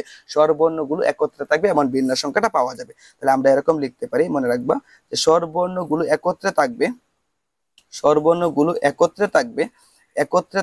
এমন বিন্যাস সংখ্যাটাকে আমরা কিভাবে লিখবো? একত্রে থাকবে এমন বিন্যাস সংখ্যা বা সাজানো সংখ্যা বা বিন্যাস সংখ্যা, তুমি যাই লিখো, এমন সাজানো সংখ্যাটা কেমন হবে? এমন সাজানো সংখ্যাটা হবে এটা গুণ এটা, অর্থাৎ 1260 গুণ হচ্ছে 12, 1260 গুণ হচ্ছে 12, তাহলে 1260 গুণ হচ্ছে 12, তাহলে 12 ইন্টু 1260, তাহলে হবে তোমার 12 ইন্টু 1260, তাহলে হবে তোমার 15120 এত পাবে। এই যে সংখ্যাটা পাইলা, এই সংখ্যাটা আর এই সংখ্যাটা গুণ করা মানে হচ্ছে স্বরবর্ণগুলো একত্রে থাকবে এমন বিন্যাস সংখ্যাটা তুমি পাইলা। কিন্তু তোমার এটাও উত্তর নয়, এটাও কিন্তু তোমার উত্তর নয়। কেন বলছে? দেখো কি বলছে, স্বরবর্ণগুলো পাশাপাশি থাকবে না এমন বিন্যাস সংখ্যা লাগবে। কিন্তু তুমি এই যে সংখ্যাটা পাইলা, এই সংখ্যাটা হচ্ছে স্বরবর্ণগুলো পাশাপাশি থাকবে এমন বিন্যাস সংখ্যা পাইছো। কিন্তু তোমার প্রশ্নে কিন্তু এটা বলে নাই, তোমার প্রশ্ন বলছে স্বরবর্ণগুলো পাশাপাশি থাকবে না বা পাশাপাশি না রেখে তোমার বিন্যাস সংখ্যা বাহির করতে হবে। তাহলে স্বরবর্ণগুলো পাশাপাশি থাকবে না এমন বিন্যাস সংখ্যাটা আমরা কিভাবে বাহির করব? এই দেখো, এখন দেখো কিভাবে বাহির করে দেখো। তাহলে আমরা কি করব? সুতরাং স্বরবর্ণগুলো পাশাপাশি থাকবে না এমন বিন্যাস সংখ্যা বাহির করবো। এখন আগে তো একত্রে থাকবে বা পাশাপাশি থাকবে এমন বিন্যাস সংখ্যা বাহির করছি, এখন বাহির করবো স্বরবর্ণগুলো পাশাপাশি থাকবে না বা একত্রে থাকবে না, পাশাপাশি থাকবে না বা একত্রে থাকবে না, পাশাপাশি থাকবে না এমন বিন্যাস সংখ্যাটা তুমি বাহির করতে চাচ্ছ, বা এমন সাজানো সংখ্যাটা বাহির করতে চাচ্ছ, এমন সাজানো সংখ্যাটা তুমি বাহির করতে চাচ্ছ। তাহলে কিভাবে বাহির করবা? এই দেখো, এই যে মোট বিন্যাস সংখ্যা, এই যে মোট বর্ণ যে 10টি আছে না, এই 10টি বর্ণের বিন্যাস সংখ্যা থেকে যদি তুমি স্বরবর্ণগুলো পাশাপাশি থাকবে এমন বিন্যাস সংখ্যাটা বাদ করো, এই সংখ্যা থেকে যদি তুমি এই সংখ্যাটা বিয়োগ করো, তাহলে যে বিয়োগ ফলটা পাবা ওই বিয়োগ ফলটা হচ্ছে স্বরবর্ণগুলো পাশাপাশি থাকবে না এমন বিন্যাস সংখ্যা। আবার বলতেছি, মোট বর্ণের বিন্যাস সংখ্যা থেকে যখন তুমি স্বরবর্ণগুলো একত্রে থাকবে এমন বিন্যাস সংখ্যাটা বিয়োগ করবা, মানে কি এই সংখ্যা থেকে যখন তুমি এই সংখ্যাটা বিয়োগ করবা, তখন তুমি যে মানটা পাবা বা যে সংখ্যাটা পাবা ওই সংখ্যাটার মানে হচ্ছে স্বরবর্ণগুলো পাশাপাশি থাকবে না এমন বিন্যাস সংখ্যা। ওকে, তাহলে আমরা মোট এই যে এটা মানে কত, এই যে দেখো 4536000, এটা থেকে এই যে মোট বর্ণের বিন্যাস সংখ্যা থেকে আমরা স্বরবর্ণগুলো একত্রে থাকবে বা পাশাপাশি থাকবে এমন বিন্যাস সংখ্যা কোনটা, এটা বিয়োগ করবো, 15120, এটা বিয়োগ করবো। বিয়োগ করে এখন তুমি যে জিনিসটা পাবা একটু লক্ষ্য করো, তাহলে 4536000 মাইনাস হচ্ছে 15120, এটা বিয়োগ করে এখন আমরা পাচ্ছি হচ্ছে এরকম যে 438480, এরকম পাচ্ছি না? এটা হচ্ছে তোমার উত্তর। এই সংখ্যাটাই হচ্ছে আসলে সর্বর্ণগুলো পাশাপাশি থাকবে না বা সর্বর্ণগুলো একত্রে থাকবে না এমন বিন্যাস সংখ্যা হচ্ছে এটা, এবং এটাই তোমার উত্তর। এবং এই প্রশ্নটাই তোমাকে বলছে প্রশ্নে যে সর্বর্ণগুলো একত্রে থাকবে না বা সর্বর্ণগুলো পাশাপাশি থাকবে না বা পাশাপাশি না রেখে এই ইলেকট্রিক্যাল শব্দটির বর্ণগুলোকে কতভাবে বিন্যাস করা যাবে, এটাই তোমাকে প্রশ্ন করছিল। তার মানে আমার উত্তরটা কেমন বাহির করতে হবে? সর্বর্ণগুলো পাশাপাশি থাকবে না এমন বিন্যাস সংখ্যা বাহির করতে হবে। আমি কিন্তু এই সর্বর্ণগুলো পাশাপাশি থাকবে না এমন বিন্যাস সংখ্যা বাহির করছি। কিভাবে বাহির করছি? এই যে মোট সংখ্যার, এই যে মোট বর্ণ সংখ্যার বিন্যাস সংখ্যাটা আছে না, এই সংখ্যা থেকে যখন তুমি সর্বর্ণগুলো একত্রে থাকবে এমন বিন্যাস সংখ্যাটা বিয়োগ করবা, তখন তুমি যে সংখ্যাটা পাবা এই সংখ্যাটাই মানে হচ্ছে সর্বর্ণগুলো পাশাপাশি থাকবে না এমন বিন্যাস সংখ্যা। ঠিক আছে, এই হচ্ছে ঘটনাটা। ওকে, আশা করি এইটুকু জিনিস বুঝছো। ওকে, তাহলে আশা করি পারবা। তাহলে সর্বর্ণগুলো যদি একত্রে যদি বলতো যে সর্বর্ণগুলো পাশাপাশি থাকবে এমন বিন্যাস সংখ্যা বাহির করো, যদি এরকম তোমাকে বলতো যে সর্বর্ণগুলো পাশাপাশি থাকবে এমন বিন্যাস সংখ্যা বাহির করো, তাহলে তোমার উত্তর হইতো এটা। আর যেহেতু বলছে সর্বর্ণগুলো পাশাপাশি থাকবে না বা পাশাপাশি না রেখে বিন্যাস সংখ্যা বাহির করো, তাহলে উত্তর হবে এটা থেকে এটা বিয়োগ করে যেটা পাবা এটা। কথা বুঝছো? এই হচ্ছে ঘটনাটা। এখন আসো এই প্রবলেম যদি সমাধান করি, তাহলে কি বলছে? বলছে একজন বালকের 11টি বিভিন্ন বস্তু আছে। 11টি কি আছে? বিভিন্ন বস্তু আছে। 11টি বিভিন্ন বস্তু আছে, যার মধ্যে কালো আছে 5টি, যার মধ্যে সাদা আছে 6টি। একটি কালো বস্তু মাঝখানে রেখে সে যে কোনো একটি কালো বস্তু মাঝখানে রেখে যে কোনো 3টি বস্তু এক সারিতে কত প্রকারে সাজানো যাবে? ঠিক আছে, এই অঙ্কটা তাৎপর্য তোমাকে বোঝাতে গেলে একটু সময় লাগবে, তবে আমি একটু শর্টকাটে তোমাকে বোঝাতে চাই, একটু লক্ষ্য করো। প্রথম কথা হচ্ছে 11টি কিন্তু বিভিন্ন বস্তু আছে, এই কথাটা মনে রাখবা। 11টি কি আছে? বিভিন্ন। এই যে বিভিন্ন কথাটা বুঝতে হবে। 11টি বিভিন্ন বস্তু আছে, 11টি বিভিন্ন বস্তু আছে, এটা হচ্ছে একটা পয়েন্ট। আর যার মধ্যে 5টি কালো আছে, এই 5টি কালো আছে 11টার ভিতরে, কিন্তু আবার 5টি কি আছে? এই 5টি হচ্ছে কালো। এই 5টি কি বলতো? 5টি হচ্ছে কালো, 5টি হচ্ছে কালো। এখন একটা প্রশ্ন হতে পারে যে 5টি যে কালো, এই 5টি কালো কি একই জাতীয় জিনিস? না, 5টি কালো কিন্তু একই জাতীয় জিনিস না। 5টি বিভিন্ন বিভিন্ন জিনিসই থাকবে, বাট 5টি কালো জিনিস থাকবে। তোমাকে যদি একটু বিষয়টা একটু ক্লিয়ার করে এইভাবে মনে করো, 5টি জিনিস হচ্ছে এরকম, মনে করো কালোই, এটা একটা কালো না, এটা একটা ত্রিভুজ, এটা একটা বস্তু, এটা একটা বলের মতো মনে করো বৃত্ত, এটা একটা বস্তু। মনে করো এরকম যদি দেই, মনে করো এটা একটা এটা আয়তক্ষেত্র, এটা হচ্ছে একটা বস্তু, কালোই তো, কিন্তু বিভিন্ন বিভিন্ন বস্তু না, এটার সাথে এটা মিল আছে না? এটা ত্রিভুজ, এটা হচ্ছে বৃত্ত, এটা হচ্ছে তোমার আয়তক্ষেত্র, মিল আছে কি?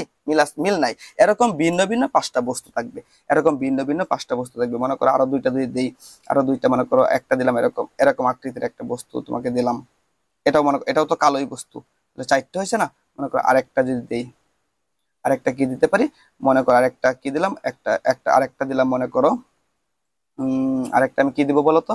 আরেকটা মনে করো আমি যে কোনো একটা আকৃতি দিলাম, মনে করো একটা এরকম একটা আকৃতি, এটাও মনে করো কালো বস্তু, এরকম একটা আকৃতির কালো বস্তু।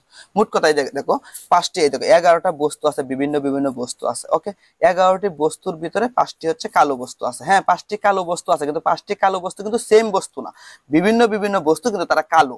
যেরকম একটা ত্রিভুজ, একটা বল, একটা আয়তক্ষেত্র, এরকম এরা কিন্তু বিভিন্ন বিভিন্ন বস্তু, কিন্তু তারা কালো বস্তু। ভালো কথা, তাহলে 5টি কালো বস্তু, কিন্তু 5টি কালো বস্তু কিন্তু বিভিন্ন বিভিন্ন বস্তু, যাই হোক। আর 6টি সাদা বস্তু, কিন্তু তারা বিভিন্ন বিভিন্ন বস্তু, এই কথাটা বুঝতে হবে। ঠিক আছে, আচ্ছা। এখন বলছে একটি কালো বস্তু মাঝখানে রাখতে হবে, মাঝখানে রেখে যে কোনো 3টি বস্তু এক সারিতে কত প্রকারে সাজানো যাবে? ঘটনাটা যদি তোমাকে একটু বুঝাই, মনে করো এক সারি, সারি বলছে না, তাহলে কি এরকম যে কোনো 3টি বস্তুর কথা বলছে না, তাহলে 3টি বক্স করো। তুমি বিষয়টা তোমাকে বুঝাচ্ছি, এইগুলো তোমার করতে হবে না, তোমাকে বুঝাচ্ছি। মনে করো 3টা বক্স করলাম, এখন এই জায়গায় 3টা বস্তু আমি এক সারিতে কত প্রকারে সাজাতে পারবো, এটাই তো মেইন প্রশ্ন, ঠিক না? কিন্তু বলছে একটি একটি কালো বস্তু মাঝখানে রেখে, একটি কালো বস্তু কি রেখে? মাঝখানে রেখে, একটি কালো বস্তু মাঝখানে, মানে একটি কালো বস্তু অল টাইম মাঝখানে থাকবে। তাহলে কালো বস্তু আছে কয়টা? 5টা। কালো বস্তু আছে কয়টা? 5টা। এই জায়গা থেকে একটা কালো বস্তু মাঝখানে অল টাইম থাকবে, এটা বলছে। একটি কালো বস্তু মাঝখানে রেখে, এই কথাটার মানে হচ্ছে একটি কালো বস্তু মাঝখানে থাকতে হবে। এখন প্রশ্ন হচ্ছে 5টা কালো বস্তুকে আমি এই মাঝখানে কত ভাবে আনতে পারবো? একবার একে আনলাম, আর একবার একে আনলাম, 2বার আনলাম, একবার একে আনলাম, 3বার আনলাম, একবার একে আনলাম, 4বার আনলাম, একবার একে আনলাম, 5বার আনলাম। তাহলে কি এই স্থানে আমি কালো বস্তু, এই 5টি কালো বস্তু, আমি কালো বস্তু মাঝখানে রাখবো, সেটা সত্য, কিন্তু এই মাঝখানে স্থানটাকে আমি কত ভাবে ফিল আপ করতে পারবো? এই বিভিন্ন ধরনের কালো বস্তুকে বিভিন্ন ভাবে আনলে আমি 5টা যেহেতু কালো বস্তু আছে, 5টা কালো বস্তুকে এবার 5বার এই জায়গায় আনতে পারবো, মানে কি মাঝখানে স্থানটাকে আমি 5 ভাবে কি করতে পারবো, পূরণ করতে পারবো। একবার একে আনলাম, একবার পূরণ হলো, একবার একে আনলাম, একবার পূরণ হলো, একবার একে আনলাম, একবার পূরণ হলো, একবার একে আনলাম, একবার পূরণ হলো, একবার একে আনলাম, একবার পূরণ হলো। 5 ভাবে আমি এই স্থানটাকে এই কালো বস্তু দ্বারা 5টি কালো বস্তু দ্বারা 5 ভাবে পূরণ করতে পারবো। 5 ভাবে এই স্থানটাকে আমি 5 ভাবে পূরণ করতে পারবো। তার মানে কি, এটাকে আমি এইভাবে লিখতে পারি 5p1। এটার মানে হচ্ছে এই স্থানটাকে তুমি কত ভাবে পূরণ করতে পারবা, এই 5টি কালো বস্তু দ্বারা 5 ভাবে পূরণ করতে পারবা। এটার ম্যাথমেটিক্যালি মিনিং হচ্ছে 5p1। ওকে, 5 ভাবে এই স্থানটাকে আমি পূরণ করতে পারবো।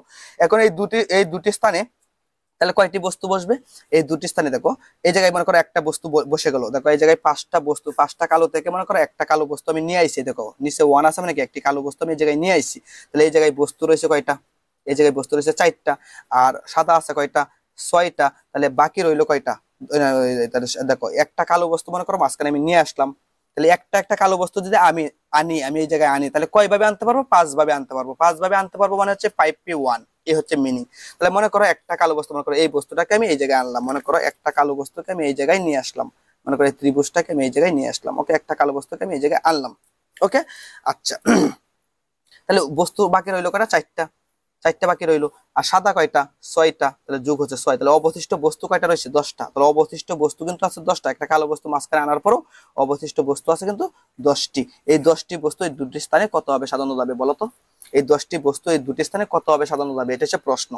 ঠিক আছে, এইভাবে হচ্ছে প্রশ্ন। আচ্ছা, প্রশ্নটা এটা যদি আরো ডিটেলসে ব্যাখ্যা করতে চাই তাহলে অনেক সময় লাগবে। তাহলে আমি শর্টকাটে তুমি কিভাবে আনসারটা করবা। প্রথম কথা হচ্ছে, তুমি একটু লক্ষ্য করবা, যেহেতু বলছে একটি কালো বস্তু মাঝখানে রাখতে হবে, এটা যেহেতু বলছে তুমি এই সত্যটা আগে পূরণ করো। তুমি এইভাবে লিখবা, সমাধানটা এইভাবে লিখবা। দেখো সমাধানটা হচ্ছে এইভাবে লিখবা, সমাধানটা হচ্ছে এইভাবে লিখবা। আর এটা যদি ম্যাথমেটিক্যালি যদি দেখো, এই দুটি স্থানে 10টি বস্তুকে কিভাবে বিন্যাস করতে পারবো জানো, 10p2 আকারে। এই দুটি স্থান আছে না, দুটি স্থানে তো বসাবাই, বাকি 10টি বস্তুতে দুটি স্থানে বসাইবা। তার মানে কি এই নিচে হচ্ছে 2, মানে কি স্থান বোঝাচ্ছে। আর টোটাল বস্তু আছে কয়টা, 10টা। তার মানে কি এই দুটি স্থানে 10টি বস্তুকে কত ভাবে বসাইতে পারবা, 10p2 ভাবে বসাইতে পারবা। এই হচ্ছে মিনিংটা। আচ্ছা যাই হোক, এই প্রশ্নটা তুমি শর্টকাটে কিভাবে সমাধান করবা, যেহেতু একটি কালো বস্তু মাঝখানে রেখে এই কথা বলছে না, তাহলে তুমি এইভাবে লিখবা যে তুমি একটা এইভাবে লিখবা যে একটি কালো বস্তু, এইভাবে লিখবা যে একটি কালো বস্তু মাঝখানে থাকবে, একটি কালো বস্তু মাঝখানে, এভাবে লিখবা একটি কালো বস্তু মাঝখানে রাখা যাবে কত হবে, রাখা যাবে, তুমি এভাবে লিখবা একটি কালো বস্তু মাঝখানে রাখা যাবে হচ্ছে তোমার 5p1 ভাবে। এইভাবে 5টা বস্তু আছে না, তাহলে 5 বার রাখা যাবে, আই মিন 5p1 মানে 5 ভাবে রাখা যাবে। ওকে, এই কথাটা লিখবা, একটি কালো বস্তু মাঝখানে রাখা যাবে এত ভাবে, এত ভাবে। এই কথাটা লিখবা। এই প্রথমে কালো বস্তুর কথাটা বলো, মাঝখানে যে রাখছো বস্তুটা, কয়টা বস্তু, একটা বস্তু না, তাহলে একটা বস্তু হিসাবটা আগে লিখবা, লিখলা। তাহলে এখন একটা বস্তু এই জায়গায় রাখলা, বস্তু আছিল 11টা, তাহলে বাকি রইলো কয়টা, 10টা বস্তু বাকি রইলো না। তাহলে তাহলে লিখবা এবং অবশিষ্ট 10টি বস্তু, এবং অবশিষ্ট তুমি এভাবে লিখবা যে অবশিষ্ট, অবশিষ্ট বানানটা হয় নাই, তুমি লিখবা সুতরাং অবশিষ্ট, তুমি লিখবা অবশিষ্ট। তাহলে বাকি রইলো 10টা। অবশিষ্ট 10টি বস্তু কয়টা স্থানে রাখতে পারবা, কয়টা স্থানে রাখতে হবে, 2টি স্থানে, বাকি 2টি স্থানে রাখতে হবে না। অবশিষ্ট 10টি বস্তু বাকি 2টি স্থানে রাখা যাবে, বাকি 2টি স্থানে রাখা যাবে, বাকি 2টি স্থানে রাখা যাবে। এইভাবে লিখবা, রাখা যাবে কত হবে বলো তো, 10p2। এই এত ভাবে লেখা যাবে। ওকে, এত ভাবে লেখা যাবে। বলছে না যে তাহলে মনে করো একটা বস্তু মাঝখানে রাখবা, মাঝখানে রেখে যে কোনো 3টি বস্তু একসাথে কত প্রকারে সাজানো যাবে এই প্রশ্নটা করছে না, কত প্রকারে সাজানো যাবে এই প্রশ্নটা করছে না। তাহলে তুমি লিখবা সুতরাং মোট সাজানো সংখ্যা, সুতরাং তুমি লিখবা সুতরাং মোট সাজানো সংখ্যা, মোট সাজানো সংখ্যাটা হবে এরকম, মোট বিন্যাস সংখ্যাটা হবে এরকম যে এই যে 5p1 আছে না, এই যে 5p1 এটা গুণ হচ্ছে 10p2, এই দুইটা সংখ্যাকে এইটা আর এটাকে গুণ করবা, তাহলে মোট সাধারণ সংখ্যাটা পেয়ে যাবে। তাহলে তুমি এই অঙ্কটা যদি আসে তোমার পরীক্ষায়, তাহলে তুমি কি করবা, এই যে মাঝখানে যে একটি কালো বস্তু রাখা যাবে এই হিসাবটাকে লিখবা, যে একটি কালো বস্তু মাঝখানে রাখা যাবে হচ্ছে এত ভাবে। এই হিসাবটা লিখলা, 5 যেহেতু 5টি বস্তু আছে তুমি 5 ভাবে রাখতে পারবা, আই মিন 5p1 এইভাবে রাখতে পারবা। তাহলে একটা বস্তু মাঝখানে রাখলে বাকি অবশিষ্ট বস্তু কয়টা আছে, 10টা। তাহলে 10টা বস্তুকে দুটি স্থানে কিভাবে রাখা যাবে, 10p2 এই আকারে রাখা যাবে, এইভাবে এত ভাবে রাখা যাবে। তাহলে এই কথাটা জাস্ট লিখবা, কিভাবে লিখবা, যে অবশিষ্ট 10টি বস্তু বাকি 2টি স্থানে রাখা যাবে 10p2 ভাবে। এখন এই সংখ্যাটা আর এই সংখ্যাটা গুণ করো, মানে এইটা আর এটা গুণ করে দাও, তাহলে মোট সাধারণ সংখ্যাটা মানে কি তোমার এই উত্তরটা পেয়ে যাবে, মোট সাধারণ সংখ্যাটা পেয়ে যাবে। তাহলে গুণ করো, কিভাবে গুণ করবা দেখো তো।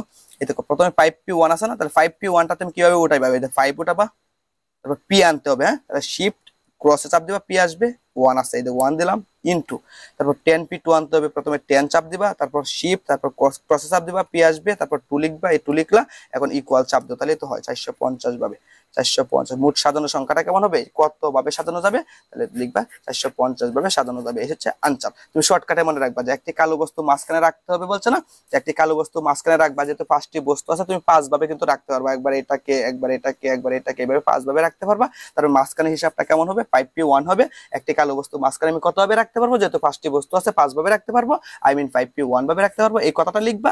এবং একটা বস্তুকে এই জায়গায় রাখার পরে অবশিষ্ট বস্তু কয়টা থাকে, 10টা থাকে, তাহলে 10টা বস্তুকে এই দুটি স্থানে কত ভাবে রাখতে পারবা, আমি রাখতে পারবো 10p2 ভাবে রাখতে পারবো, এই কথাটা লিখবা যে অবশিষ্ট 10টি বস্তু বাকি এই দুটি স্থানে রাখা যাবে 10p2 ভাবে, এটা গুণ করে দেবা, তাহলে মোট সাজানো সংখ্যা পেয়ে যাবা এত ভাবে। এটাই তোমার উত্তর হয়ে যাবে, কথা বুঝছো, এটাই তোমার উত্তর হয়ে গেল। ওকে, এখন আসো টাইপ 5, এখন আসো টাইপ 5, টাইপ হচ্ছে 5। তাহলে এই অঙ্কটা সমাধান করলে আমাদের অধ্যায়টা শেষ। হ্যাঁ, এই অঙ্কটা সমাধান করবো, এবং এই টাইপের আমি যে টাইপগুলো করাইছি এই টাইপের মেয়ে তারও প্র্যাকটিস করবা, ঠিক আছে, এই হচ্ছে কথা, নো প্রবলেম। তাহলে এই অঙ্কটা সমাধান করি। টাইপ 5 দিচ্ছি, কি বলছে, সমস্যা দেখো 1 বলছে 65320 অঙ্কগুলো দ্বারা 5 অঙ্কের কতগুলো সার্থক বিজোড় সংখ্যা গঠন করা যায়। বলছে এই অঙ্কগুলো দিচ্ছে তোমাকে, এই জায়গায় 5টি অঙ্ক দিচ্ছে, একটা 6, একটা 5, একটা 3, একটা 2, একটা 0।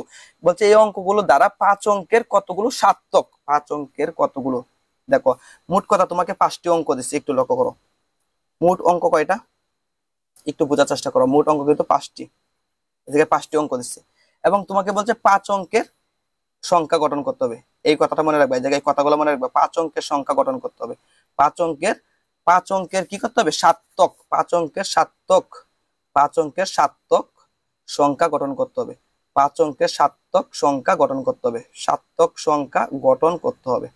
ওকে, 5 অঙ্কের সার্থক সংখ্যা গঠন করতে হবে এবং বিজোড় সংখ্যা, এবং অবশ্যই সংখ্যাটা হতে হবে বিজোড়, সংখ্যাটা হতে হবে বিজোড়।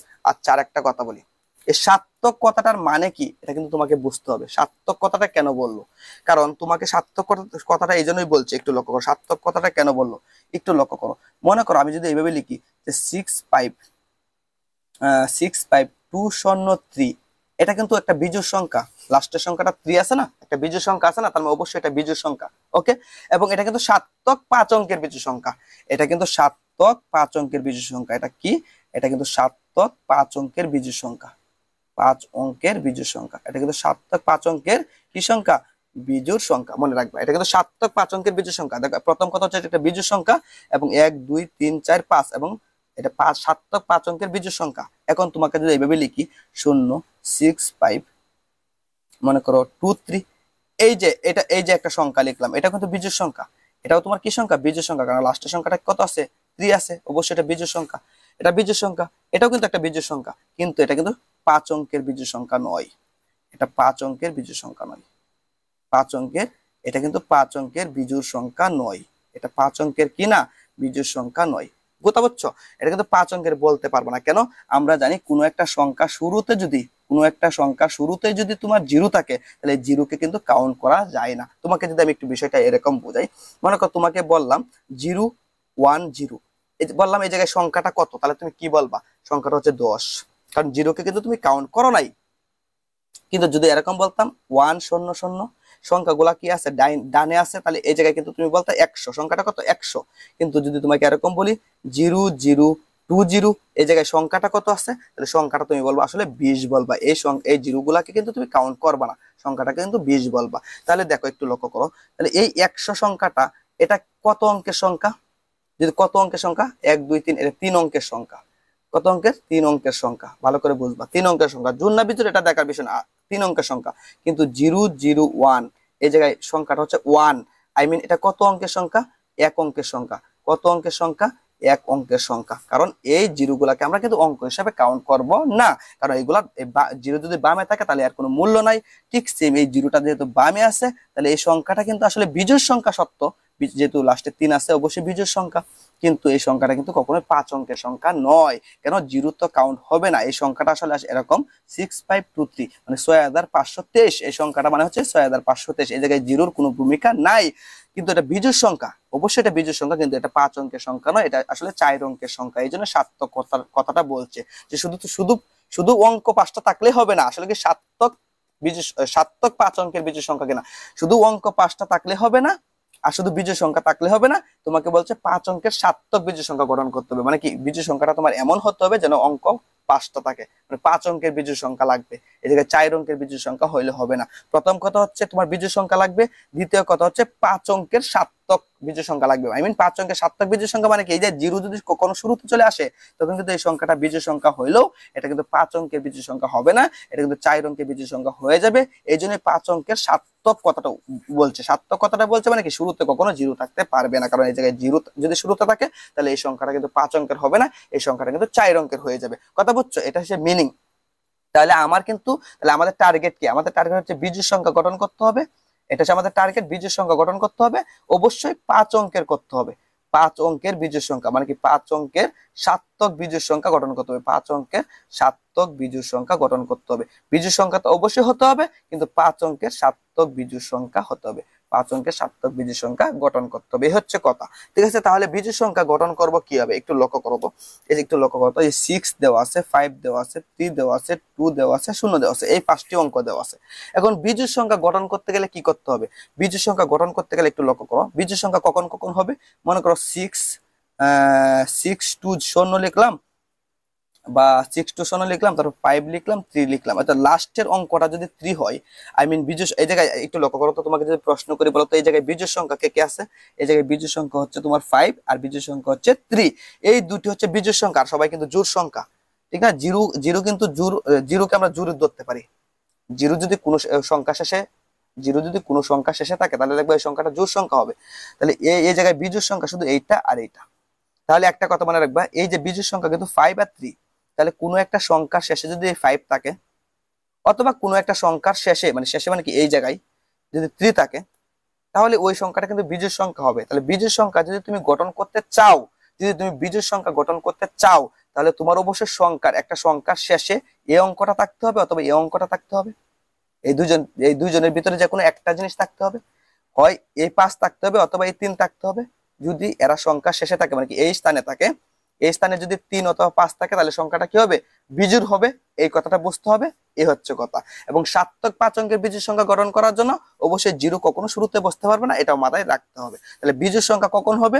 যখন এই 5 অথবা 3 এই স্থানে থাকবে, মানে কি এই স্থানটার ভিতরে 3 থাকবে অথবা 5 থাকবে, তখন ওই সংখ্যাটা অবশ্যই বিজোড় সংখ্যা হবে। তাহলে আমরা এই অঙ্কের সমাধানটা কিভাবে করব একটু লক্ষ্য করো। আমরা যখন বিজোড় সংখ্যা, প্রথমে বিজোড় সংখ্যা নিয়ে একটু ভাবতে হবে, তারপর 5 অঙ্কের সার্থক বিজোড় সংখ্যা নিয়ে ভাববো, নো প্রবলেম। তাহলে বিজোড় সংখ্যা গঠন করা যাবে, আমি এইভাবে যদি লিখি একটু লক্ষ্য করো, যে বিজোড় সংখ্যা গঠন করা যাবে। দেখো, বিজোড় সংখ্যা গঠন করা যাবে, বিজোড় সংখ্যা গঠন করা যাবে, বিজোড় সংখ্যা গঠন করা যাবে যদি শেষ স্থানে, আমি এইভাবে যদি লিখি, যদি শেষ স্থানে কি কি থাকতে হবে? শেষ স্থানে তোমার হয় 5 থাকতে হবে, না তো 3 থাকতে হবে। যদি শেষ স্থানে 5 অথবা 3 থাকে, যদি শেষ স্থানে 5 অথবা কি থাকতে হবে? 3 থাকে। যদি শেষ স্থানে 5 অথবা 3 থাকে, তাহলে এই কথাটা লিখবা যে বিজোড় সংখ্যা গঠন করা যাবে যদি শেষ স্থানে 5 অথবা 3 থাকে। ঠিক না? এই হচ্ছে ঘটনাটা। ভালো কথা, এটা লিখলাম।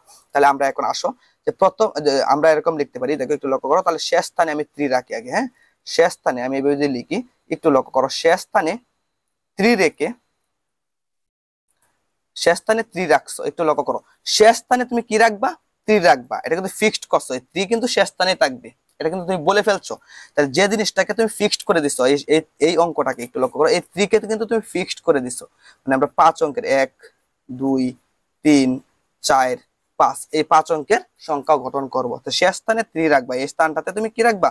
3 রাখবা। এই স্থানটা কিন্তু ফিক্সড হয়ে গেছে। তাহলে বিন্যাসটা ঘটবে কে? মুভমেন্টটা করবে কে? এ কিন্তু মুভমেন্ট করবে না, কিন্তু শেষ স্থানে 3 থাকবে, তুমি বলে দিচ্ছ শেষ স্থানে 3 রেখে। তাহলে এই স্থানটাতে 3 কিন্তু বসে গেছে, এ কিন্তু মুভমেন্ট করবে না। মুভমেন্টটা করবে কে? মুভমেন্ট করবে এই 4টি, এইটা এটা এটা, এই 4টি অঙ্ক মুভমেন্ট করবে। তার মানে কি বিন্যাসটা হবে এদের কারণে। তাহলে আমি এই কথাটা লিখবো, দেখো, শেষ স্থানে 3 রেখে বাকি 4টি অঙ্কের বিন্যাস সংখ্যা, বাকি 4টি অঙ্কের বিন্যাস সংখ্যা, বাকি 4টি অঙ্কের বিন্যাস সংখ্যাটা কেমন হবে? বিন্যাস সংখ্যাটা কেমন হবে? ফ্যাক্টোরিয়াল 4। এই বাকি 4টি অঙ্কের বিন্যাস সংখ্যা ফ্যাক্টোরিয়াল 4 হবে। ফ্যাক্টোরিয়াল 4 মানে কত বলতো?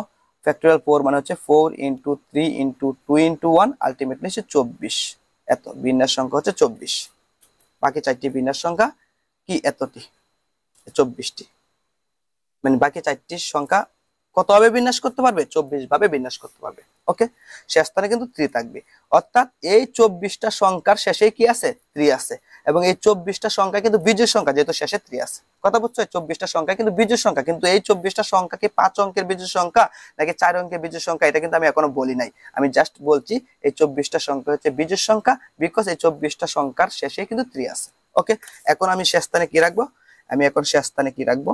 শেষ স্থানে আমরা কি রাখবো?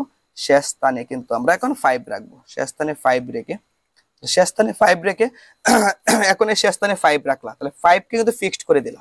এই 5 কে তুমি ফিক্সড করে দিলে 5 কিন্তু মুভমেন্ট করবে না, তাহলে বাকি 4টে অঙ্ক মুভমেন্ট করবে। এই বাকি 4টে অঙ্ক মুভমেন্ট করবে, তার মানে কি শেষ স্থানে 5 রেখে বাকি 4টি অঙ্কের বিন্যাস সংখ্যা কেমন হবে? এটাই হবে। বাকি 4টি অঙ্কের বিন্যাস সংখ্যাটা কেমন হবে বলো তো? বাকি 4টি অঙ্কের বিন্যাস সংখ্যাটা কেমন হবে? বাকি 4টি অঙ্কের বিন্যাস সংখ্যা হবে ফ্যাক্টোরিয়াল 4, আলটিমেটলি হবে 24। এতভাবে বিন্যাস করবে, বাকি 4টি সংখ্যা এতভাবে বিন্যাস করবে। তাহলে এই 24টি সংখ্যা শেষে কি থাকবে? 5 থাকবে। তার মানে এই 24টি সংখ্যায় কি সংখ্যা? বিজোড় সংখ্যা। কিন্তু এই 24টি সংখ্যায় যে সার্থক 5 অঙ্কের বিজোড় সংখ্যা, আমি কিন্তু এটা বলি নাই আসলে। তাহলে বলছে না যে এই অঙ্কগুলো দ্বারা 5 অঙ্কের কতগুলো সার্থক বিজোড় সংখ্যা গঠন করা যাবে? কতগুলো সার্থক 5 অঙ্কের বিজোড় সংখ্যা গঠন করা যাবে?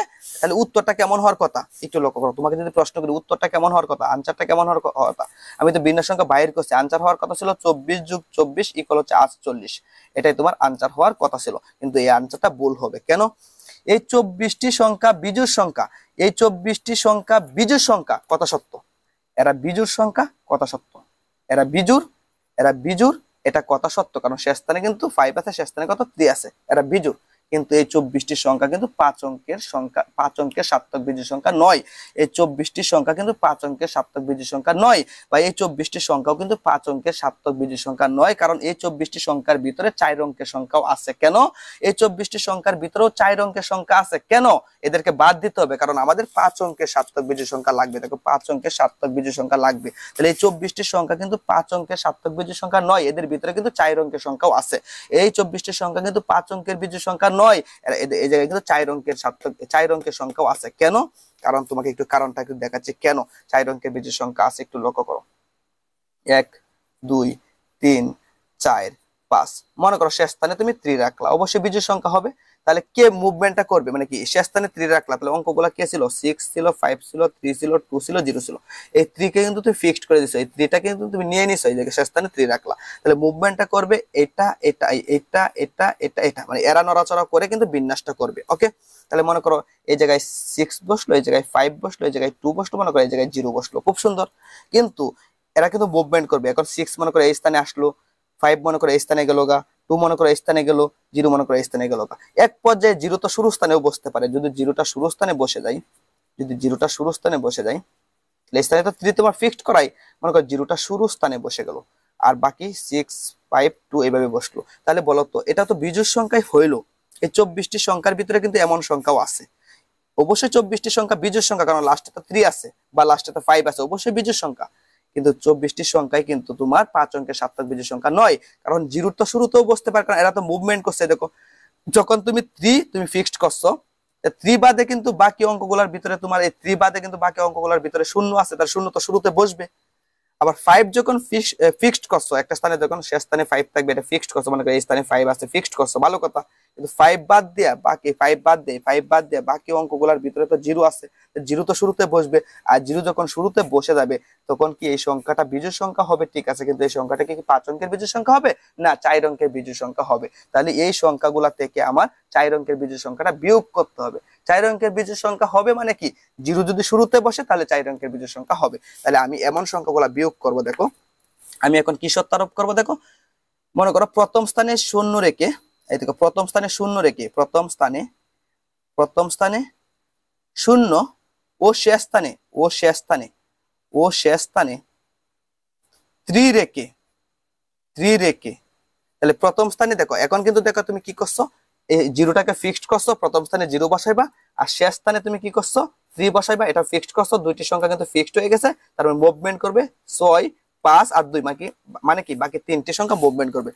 3 রেখে বাকি 3টি সংখ্যা মুভমেন্ট করবে, তাহলে বাকি 3টি সংখ্যার বিন্যাস, বাকি তিনটি সংখ্যার বিন্যাসটা কেমন হবে? বাকি তিনটি সংখ্যার বিন্যাস কেমন হবে? Factorial 3 ultimately 3 into 2 into 1 ultimately 6 এত পাবে। তাহলে বাকি 6টি সংখ্যার বিন্যাস হচ্ছে এতটি। মানে এই 6 সংখ্যাটার মানে কি? এই 6 সংখ্যাটার মানে হচ্ছে এই 6টি হচ্ছে 4 অঙ্কের বিন্যাস সংখ্যা। কারণ মানে হচ্ছে এই 6টি সংখ্যা অবশ্যই বিজোড় সংখ্যা, কিন্তু এই 6টি সংখ্যা শুরুতে শূন্য আছে। তার মানে কি এই 6টি সংখ্যা হচ্ছে 4 অঙ্কের সংখ্যা বা 4 অঙ্কের বিজোড় সংখ্যা। কারণ এই প্রথম স্থানে কিন্তু জিরো বসাইতে হবে। তাহলে 6টি সংখ্যাই কিন্তু তোমার বিজোড় সংখ্যা, কিন্তু এই 6টি সংখ্যা কিন্তু 4 অঙ্কের বিজোড় সংখ্যা। 6টি সংখ্যাই তোমার বিজোড় সংখ্যা, কিন্তু 6টি সংখ্যা শুরুতে কত থাকবে? জিরো থাকবে। তার মানে 6টি সংখ্যা কিন্তু তোমার 4 অঙ্কের বিজোড় সংখ্যা হবে। তাহলে 6টি হচ্ছে 4 অঙ্কের বিজোড় সংখ্যা। তাহলে প্রথম স্থানে 0 রাখছো, শেষ স্থানে 3 রাখছো, 4 অঙ্কের বিজোড় সংখ্যা কয়টা পাইছো? 6টা পাইছো। এরকম আরো 6টা পাবো। কিরকম? মনে করো আমি যদি প্রথম স্থানে এখন 0, প্রথম স্থানে তো 0ই থাকবে, প্রথম স্থানে 0 আই মিন 0 থাকবে, ও শেষ স্থানে এখন 5 থাকবে। শেষ স্থানে কি থাকবে? শেষ স্থানে এখন 5 থাকবে। 5 রেখে বাকি 4টি, বাকি তিনটি এটা ফিক্সড, এটা ফিক্সড। কারণ বাকি 3টি অঙ্ক আছে, মোট 5টি অঙ্ক ছিল না। তাহলে বাকি 3টি অঙ্কের বিন্যাসটা কেমন হবে? বাকি 3টি অঙ্কের বিন্যাসটা হবে তোমার এরকম। বিন্যাস হবে 6m ফ্যাক্টোরিয়াল 3, কারণ 3টি অঙ্ক মুভমেন্ট করবে, বাকি 3টি অঙ্ক মুভমেন্ট করবে। তাহলে এই ফ্যাক্টোরিয়াল 3 মানে কি 6 পাবে। কথা বুঝছো? তাহলে এই যে 6, এই যে 6, এই যে 12টি, এই যে 6 আর 6 কত? 12 না? এই 12টি সংখ্যা আসলে কত বলতো? 4 অঙ্কের বিজোড় সংখ্যা। কিন্তু 4 অঙ্কের বিজোড় সংখ্যা তো আমাকে চাইছে না, প্রশ্ন চাইছে 5 অঙ্কের বিজোড় সংখ্যা বাইর করো। তাহলে 4 অঙ্কের বিজোড় সংখ্যাটা এই জায়গা থেকে বিয়োগ করো। মোট কথা আমি এরকম লিখতে পারি, আনসারটা হবে এরকম।